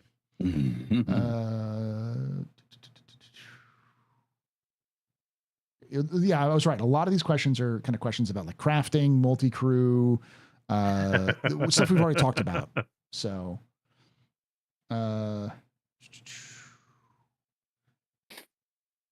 yep. A lot of it is just the same questions about crafting and stuff like that. We've already answered. Okay. This is Paul's cue that he's about tired of y'all's bullshit. Well, no, I mean, a lot of them are variations. Like, for instance, this question was, I'm being hyperbolic. I'm sure that's not like really the case. if you could have a ship built from any company in the game, what would it be? And would have built it? That's a little different. That's more of a standard question. I'm not going to answer that question because it's answered every class asked every session. That's right. Class is in session. My brain went back into teacher mode. Yeah. And you know, if crafting and base building is out, how long do you think they'll have to have science get in game for crafting schematics? Those sorts of questions. Hey, I got a question if you're having trouble finding one, and it's actually for Griffin, if you don't mind. Sure. All right, Griffin. Yep. And actually, this is a good one for you too, Paul. You guys do a lot of shows around ships, ship rolls, ship sales, building your fleet and stuff like that. And I'm kind of one of those notoriously, I have a starter pack. That's it. Smart. I like to Yeah. I like to earn my ships in game and shit like that. And it, like, for me, the progression of the ship is one of the chief modes of gameplay. I see that they are starting to gradually transition to that more and more. Like, they're leaning further into that, and at the same time that they're leaning further into that, their sales are going down, and people are coming to that realization of, I can just buy ships in game, I can buy more ships in game. And don't get me wrong, they have some, I'm not gonna say scummy, but they have some marketing tactics, like the F8 sales, the F7A overdrive event, and all that kind of stuff to kind of stem the tide. Do you think that we are hitting that inflection point of one of the primary ways to play this game still now is going to be more in game? Like, they're actually, whether intentionally or incidentally, like, encouraging more in game purchases with regards to ships and the associated gameplay of trying to earn your stuff. I don't think they're intentionally doing it. Yeah. That's fair. Do you think we're at that inflection point, though, where, like, everybody's going to start to do more in-game stuff rather than, because I would argue up until at least recently, or maybe we're at the tail end of it, most people have bought their ships in game in order to achieve the gameplay that they want. And I'm starting to see a trend where everybody's starting to lean in my direction. I think that in the beginning, in the early days, the only way to get ships was to purchase them, right? There was no rentals. There was no going to the ship deal. You had to buy them if you were interested in them. And then over time, we started getting them where you could rent, and then you could purchase in game. We were talking about this earlier too. The financials on this are really interesting because the last year, the numbers have gone down of new players who've come into the game. So it's very difficult to take the historical data of what happened this last year with the numbers for me, because I need to see a trend. 1 year is not enough for a trend. People are saying, oh, they've made less money this year, but we've been here before where it goes down. Then all of a sudden, boom, it blows up at the end. I'm concerned about CIG bringing in the amount of money they need to run the company. If they happen to make an extra 5 million that year or 15 million, that's great. But as long as they have enough money to run the company, I'm okay with that. So I think the fluctuations are going to happen. In relation to people saying, hey, I don't have to spend money, I can buy the ship in game. That's also been dependent upon the economy in the game too, because as you know, we just had that recent ship amount increase, and some people lost their minds when those prices went up. And it's about the in-game prices that went up. So if it's still easy for people to make money, whether that be through exploit or whether that this be through it's just a short amount of time, then they're going to lean that way. But if that Idris that you want all of a sudden is, I'm picking a random number, 800 million, there may be some people who will still say, to grind for that, I'm not doing it. They'll put the money up. So it's hard for me to say because of the fluctuation of in-game money. And with the economy changing now, I don't know what it's going to cost to buy those ships, because I'm going to assume that there's going to be another increase on prices of ships in-game. That number that we've got right now is going to change again. And so I'm not sure. I'm not sure if that people are shifting because of that. I think there are, but will say this. I'd have talked to more people now who are willing to earn their ships in game. And it's not because of money. They want that challenge of doing that. Yeah. They're encouraging the gameplay loop more. They want that. They want that challenge. I think in general, ship purchasing is down, mostly as a consequence of where we are currently in development. I think if CIG released more patches, they would sell more ships. There are more ships. I have this theory, which I think is backed up by a lot of the data, that CIG sells ships when they release patches. Yeah, they make money when they release content. Last year, they released 7 patches. I want to say a lot. Like the beginning of the year, they didn't release a lot, but then they hit September. They released like 320 in September, 321 in like October, and then in like November it was 322. So they released like 3 patches within 6 months, and before that they had released 2. So it was like 5 patches. It was one of the biggest years for numbered patches, and it just so happens to also be the biggest year we've ever had in terms of funding. It's like, I don't think those 2 are mutually exclusive. I think that's the reason why, is because they had content. People were playing. People were coming back in. Even with, because last year was 318, right? Even with the 318 issue, 318, 319 still did pretty well. Yep. So I think, but I also think that there's a lot more people who are seeing where CIG is their vision of Star Citizen 1.0, and they're like, I don't want this Polaris anymore. I don't want this Javelin anymore. So, and you can see that there's a longer time between the sale of a ship, of a capital ship, and when it's actually fully sold out. All of the credits are usually sold out instantly, but the War Bond stuff is lasting days for selling out. So, Can I ask a follow-on? Sure. What do you think happens if they ever allow us to sell back purchased in-game ships? Like sell in game? Yeah, sell it back in game for let's just, and obviously, like, I don't think you'll ever get like full price back, but like, imagine if it makes a significant enough dent that you could trade it and buy another new ship. Do you think that hurts their sales? Yeah, but I also don't think they'll do it. You Because don't think so? it ruins the economy. Because like the problem is now what people will do is, instead of buying credits on the store, they'll just buy a ship in the store and then sell it for cash, so they can get a better exchange rate. Oh man, money laundering. Yep. Basically, yep. Money laundering credits in game. Isn't that like a horrible thing, though? Don't you think? Like, Yeah. I just always look at it as like, I hate the fact that you can buy credits on the store. It's a stupid freaking thing. Man. And I hope they get rid of it. Quietly get rid of it. That's my, your AI thing being like, hey, I hope they quietly get rid of it. I don't want them to quietly get rid of AI. At least not AI crew. Yeah, I gotcha. Yeah. It's dumb. I think they make more money off of the releasing Squadron 42. Release patches and release Squadron 42. They'll if Squadron 42 is half as good as that prologue was making it out to be, in terms of like engaging writing and storytelling, and at least maybe cut down, maybe not 15-minute trailers every other event in game, but it's Chris Roberts' game, so who knows. But if it's half as good as it seems to be hyping itself up to be, Squad 42 will make millions. So like, I firmly believe that if CIG manages to nail Squadron 42, they'll make $100 million in a week. It's not that difficult. I've also heard some things that I am not going to repeat, because this is one of those things where it's a source I trust, but it's a source who is telling me from a source they know, so it's like third person. But I heard some things about what they're planning on doing that when they told me, I was like, oh, that makes sense. Oh, they may actually pull this off. So it's interesting about like Squadron 42's release specifically. They're being a little bit smarter about Squadron 42's release than I thought they were going to be, which makes me go, oh yeah.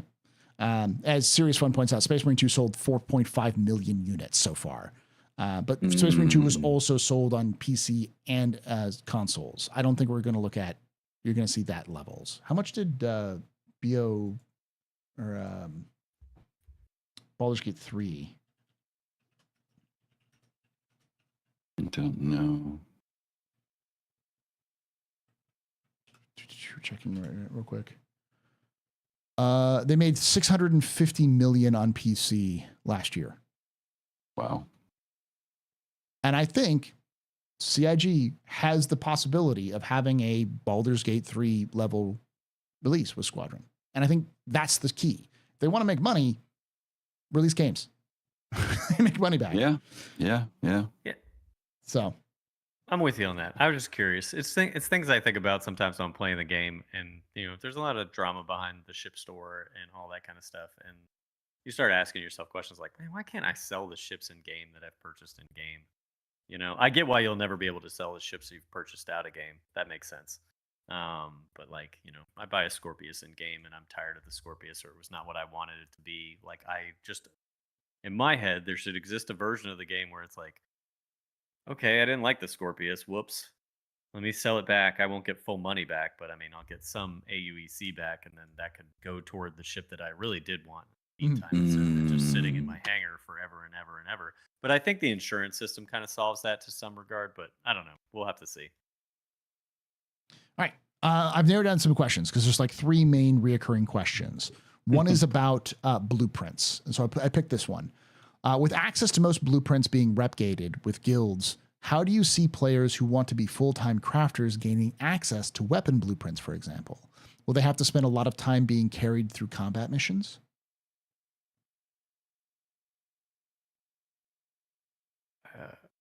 Can you ask that question one more time? I'm sorry. Yeah. So the question is basically, if you want to be a gunsmith, but you just want to make guns because guns are cool or whatever, but you don't want to actually shoot the guns, but the only way you can get access to make the gun is to go shoot the guns. Do they have to just get carried through the shooting of the guns rather than the crafting? There's an assumption there. Why do you assume that that's the only way to get that blueprint? Well, I think they talked about this, right? They talked about some blueprints are generated on data pads in the last SCL that you could sell to another player. You could sell them, right? Yeah, and I hope they stick with that program because I agree. I don't like the idea of. I would just hate it if it's like, hey, I really want a Mark 7. I don't want to craft. That's just a me thing. Not knocking crafting. It's just not my game. Right. But I want a Mark II F7A. And I would hate the idea that the way I've got to earn that is, doing some kind of mining org mission or something. I'm not saying that's how they would do it. That doesn't make any sense. But just the same, right? Like, but I love the idea of, dude, I'm doing some bounties or I'm building some rep with this company and this person that's wanting to craft, hardcore military industrial stuff that is only accessible via the rep that I am earning with the CDF or whatever. And now I've got the right blueprint for them. And they're like, I want that blueprint. And I'm like, cool, you're going to pay me for it. And then I'm going to use that money, or we're going to strike a deal and you're going to be building the first thing off the line for me. Whatever. Or you're going to say, I got a guy, right? I got a guy. Yeah. I got a guy. I know who I get that stuff from. Yeah. I'm of that. Like Denzel Washington from Two Guns. I like it. I know a guy. Right. That's my perspective as well. It's like, I want to be a crafter. I don't necessarily want to be only a crafter, but I want to like find a niche and enjoy crafting it because I want to be the guy who you're like, someone goes, hey, there's this really weird, I don't know, like we find a recipe for, whiskey, this like unique whiskey recipe. I have no value for this, but Paul could use it because he crafts that stuff. And some gives it to me, or I give them a version and I can use that to like craft my own this whiskey and then sell that whiskey back to NPCs to make enough money so I can keep doing other things, that sort of thing. Cause like, I guarantee you, if somebody is a hardcore PvPer or a hardcore like combat player, they're probably not a crafter. Nightcob is not going to be sitting there in front of a fabricator tweaking dials and knobs. He's going in there He's not my game. He's gonna be raiding a caterpillar and find a data pad for a unique Castac shotgun, and he'll be like, Paul would like this, and it'll come to me and be like, hey Paul, what do you want for this blueprint for Castac shotgun or something? Those people exist, and they will have to. That's why I love the crafting system that CIG has built, because it encourages people who normally are just sweaty combat focused, straight up, just I don't know who I am, I don't know where I am, all I know is I must kill, kind of players, and make them go talk to like fluffy crafters. And the Bobs, as they would call them. Yeah. You just go to the you go to the because it feels very cinematic, Every badass action hero has their cue, or the guy who makes the stuff, and they'd be like, hey, who's the guy like the weapons dealer in John Smith and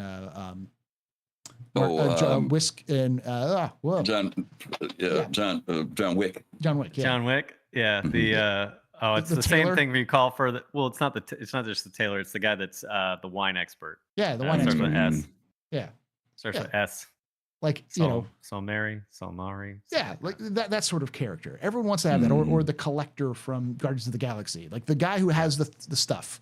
Sommelier, Right. sommelier. Thank you, thank you. Yeah, there you go. You know. Yep. That sort of thing, and that's very cinematic to have those people who are doing those things, and it works with sort of player interaction because not everyone's going to be able to do everything. I hate that in crafting sims where the goal is to basically just solo grind until you have the recipe for what you need instead of making people who are good at what they do or enjoy what they do focus on that. And I love that's how they're balancing that. It feels really right. So, all right. Do you have any thing on that, Griffin, about like blueprints, stuff like that? Okay. Nope. I'm good. Okay. So the other one was, okay,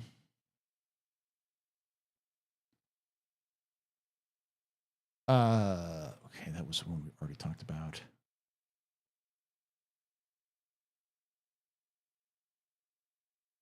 Yeah, Chris Christopherson in Blade. That's a good character. Gosh, there's a lot of. Okay, this is the other one. Do you think engineering will come in 4.0.x patch or 4.1? Basically, the stuff that was cut from 4.0. When do you think it's going to come in? Engineering. What engineering, and like all fire that, the fire and all that kind of stuff. Yeah. That 4.1. I mean, if they get it, that'd be great. But I'm not sweating that until they get stuff stable and everything. That's just me. I'm looking forward to it. Don't get me wrong. Life support and all that stuff, but I don't know. There's so many ships that don't have engineering built into them yet, too. Oh, yes. The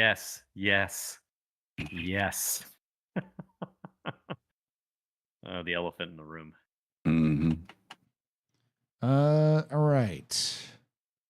There was one other one that I really wanted to. Okay, so there's three more that I want to ask because they're all pretty good. One is, are armor restrictions in pilot seats still a thing, and should it be a thing? Yeah, I don't think. I think like wearing armor in the heavy armor in the flight suit in the cockpit. All of us are going to say yes. This is the crowd that likes restrictions. So, I firmly believe there should be an armor set for every type of profession. Every profession should have at least one, if not multiple, armor sets. I think if you want to be a fighter pilot, you should have a set that you take, which allows for maximum survival in your job. If you're a bounty hunter, you have an armor set that has the maximum amount for advantages for catching bounties. There should always be a meta set that you use because that's what's designed for your job, but it should have a downsides that it's not as protective or whatever. It has some negative aspects that isn't perfect for everything. When everyone can just wear heavy armor and climb into an arrow, that's a problem. There needs to be some restrictions. So, backup?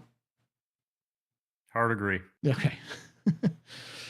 All right. The last two were, will the color hex editor for ships come to Star Citizen? That was the famous, they showed off how they make skins where they have this sort of hex code editor. Yep. Tracking. I was making sure Griffin knew. I didn't know if it was. Should the hex color? Is it going to come in? Do you think? They're talking about hex will it codes. come in? Yeah, the hex codes. Yeah, I've always kind of wondered about, with them putting out all these paints and everything. I think they will. The question just be how they implement it. Because people are going to want something more than just, CIG showed us that they want to be able to do logos and all this other stuff. And I think even at SitCon, they showed this whole thing with even people matching their clothes with their ships and logos and all that stuff. So yeah, it's coming. It's going to come. I firmly hope that CIG adopts what a lot of other MMOs in similar genre have already done. MechWarrior Online, which is not really technically an MMO, but it kind of works as a free-to-play action game. But Warframe does this too. What they do is they make the skins, you have palettes. So they're like templates. So you buy a skin, it comes with colors for the skin, but you can also pull those colors out and put other colors in. So you buy let's just use like Marpat camo, right? You buy Marpat camo to put on your ship, and it has 3 colors: primary, secondary, tertiary. It's like, brown, green, and black, or whatever unique special colors, like dirt red or dirt brown, void black, and heather or vomit green, whatever they call the colors. But you can swap it out, the colors, for orange, purple, and pink if you want to, if you have those colors, because that allows for them to still preserve what they currently have with the ship skins, because now they're just palettes with patterns with palettes that come with them, and then you can just swap those out individually. That way they can sell palettes, so they can still sell them in sort of smaller or bundles. They can still sell skins that come with some of these colors, and then they can also allow those to be unlocked in game. So that way, everyone has a basic palette that they work with. And if you want a crazy, fancy, schmancy one, you might have to like grind up to work for custom Cousin Crows, custom craft, like, do some rep grinding with them. And now suddenly you unlock the reflective paints, the shiny paints or something like that. Pearlescent. Pearlescent. Or you find them. Like you find a recipe for them on like in a blueprint, and then you can go make it yourself. So that's sort of idea. There's enough way to do it that they can still preserve their current method while also allowing for gameplay and for sales. So, but yeah. All right. And the last question was, where are you? Okay. So this was a funny one. I think it's funny. I know enough about Serious Fun to know this is not funny. I think Serious Fun is being very serious. Who asks, imagine a whiteboard somewhere in the bowels of Manchester's Goodyard with a 10-year plan for CIG. What is coming for us in 4.0 that isn't server meshing, that will be a harbinger for the future?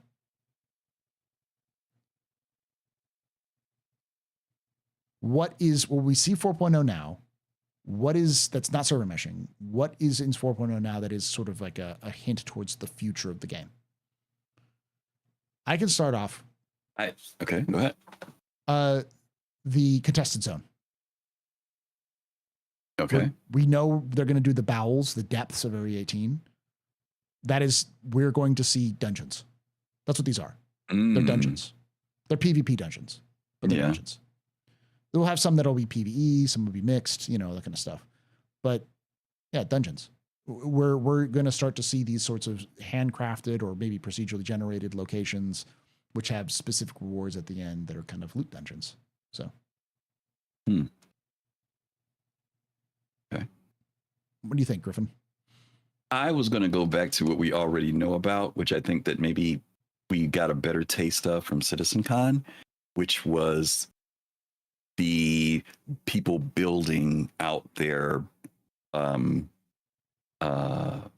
habs, what's the word I'm looking for? Settlements. The level that they showed us with, everybody was talking about building the big space stations. But I think that once people start looking at when they want to start building their location where their home is or where their small org is, the amount of work and effort and time that's going to go into that is going to become much bigger, and people are going to get really excited about it. And I'm saying that based upon, I was blown away by the excitement that people had about decorating their freaking hangar, right? I mean, people were going ape because they couldn't put their rifle down on a table and stuff. And people have all this flair. I think people are really going to get into the idea of customizing their homes and spending a lot of effort. If they're a military group, they're going to have their place laid out in a very nice way. That underground, that hangar facility that they can build for themselves. I think that that's just going to be a really big thing. And after CIG talked this week about what is it going to take to, how those sites are seen on servers, how they're protected, all that is going to become a huge gameplay loop in the game. I think way more than just a little, building my house and that's it. I think people are going to really value where they build out and build their homes or their organizations at. Nycob? We talked about it earlier. I really think that the sleeper of 4.0 and server meshing is the economy. And commodities and how that's going to dramatically change the way we played Star Citizen 4, and it's going to dramatically enhance and lay that foundational groundwork where Star Citizen is going. I think I just don't think enough people have paid attention to the way the commodities are changing. Mm-hmm. All right. Thank you for joining us for this 2-hour and 15-minute question session. By the way, I skipped like half the questions because there are legitimately, and the last question was asked because I turned off the bot was asked an hour and a half ago. Oh my God. I stopped it at an hour and a half ago, and there was still more questions we could get through. People were absolutely Nycob hitting that button. He hit that controversy button. Everyone has asked questions. Got them all fired up. I'm gonna have to continue to be controversial. I look forward to the bonfire that is going to be these comments about me being condescending and a dick by saying get good. Dude, I'm telling you, just hit the first comment that says something like that and just be like, just point at me, just at me on it. No, like, just further requests to this guy. I might just respond, get good, if someone says that in chat, in the comments, you know. Oh, okay. Gotcha. Why don't Escape? The last question asked to me. Escape asked, "Why don't you love us, Paul?" Skill issue. That's why I don't love you. Skill issue. With that, thank you for hanging out with us. Thank you for watching. Make sure to check out Armchair Admirals and Generals on the twitch.tv/tree0311 and youtube.com/tree011, where you can find Nycob. And also check out Soul Citizens podcast tomorrow. Soul Voices today. I always get Soul Talk.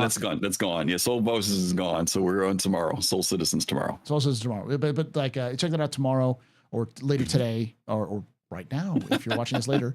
And then of course you also check out Soul Talk and Soul Voices on Thursdays and Saturdays. And if you enjoyed this, you want to join us for these epic long Q&A sessions, twitch.tv/TheAstroPub, youtube.com/TheAstroPub. Otherwise known as Captain's Table After Dark. Yes. I should start calling it that. Instead of the Q&A, just the After Dark section, you know. We just take off the blinders. We do these on Saturdays at 4 p.m. Eastern, 9 p.m. Not GMT. I want to keep saying GMT, but it's GMT.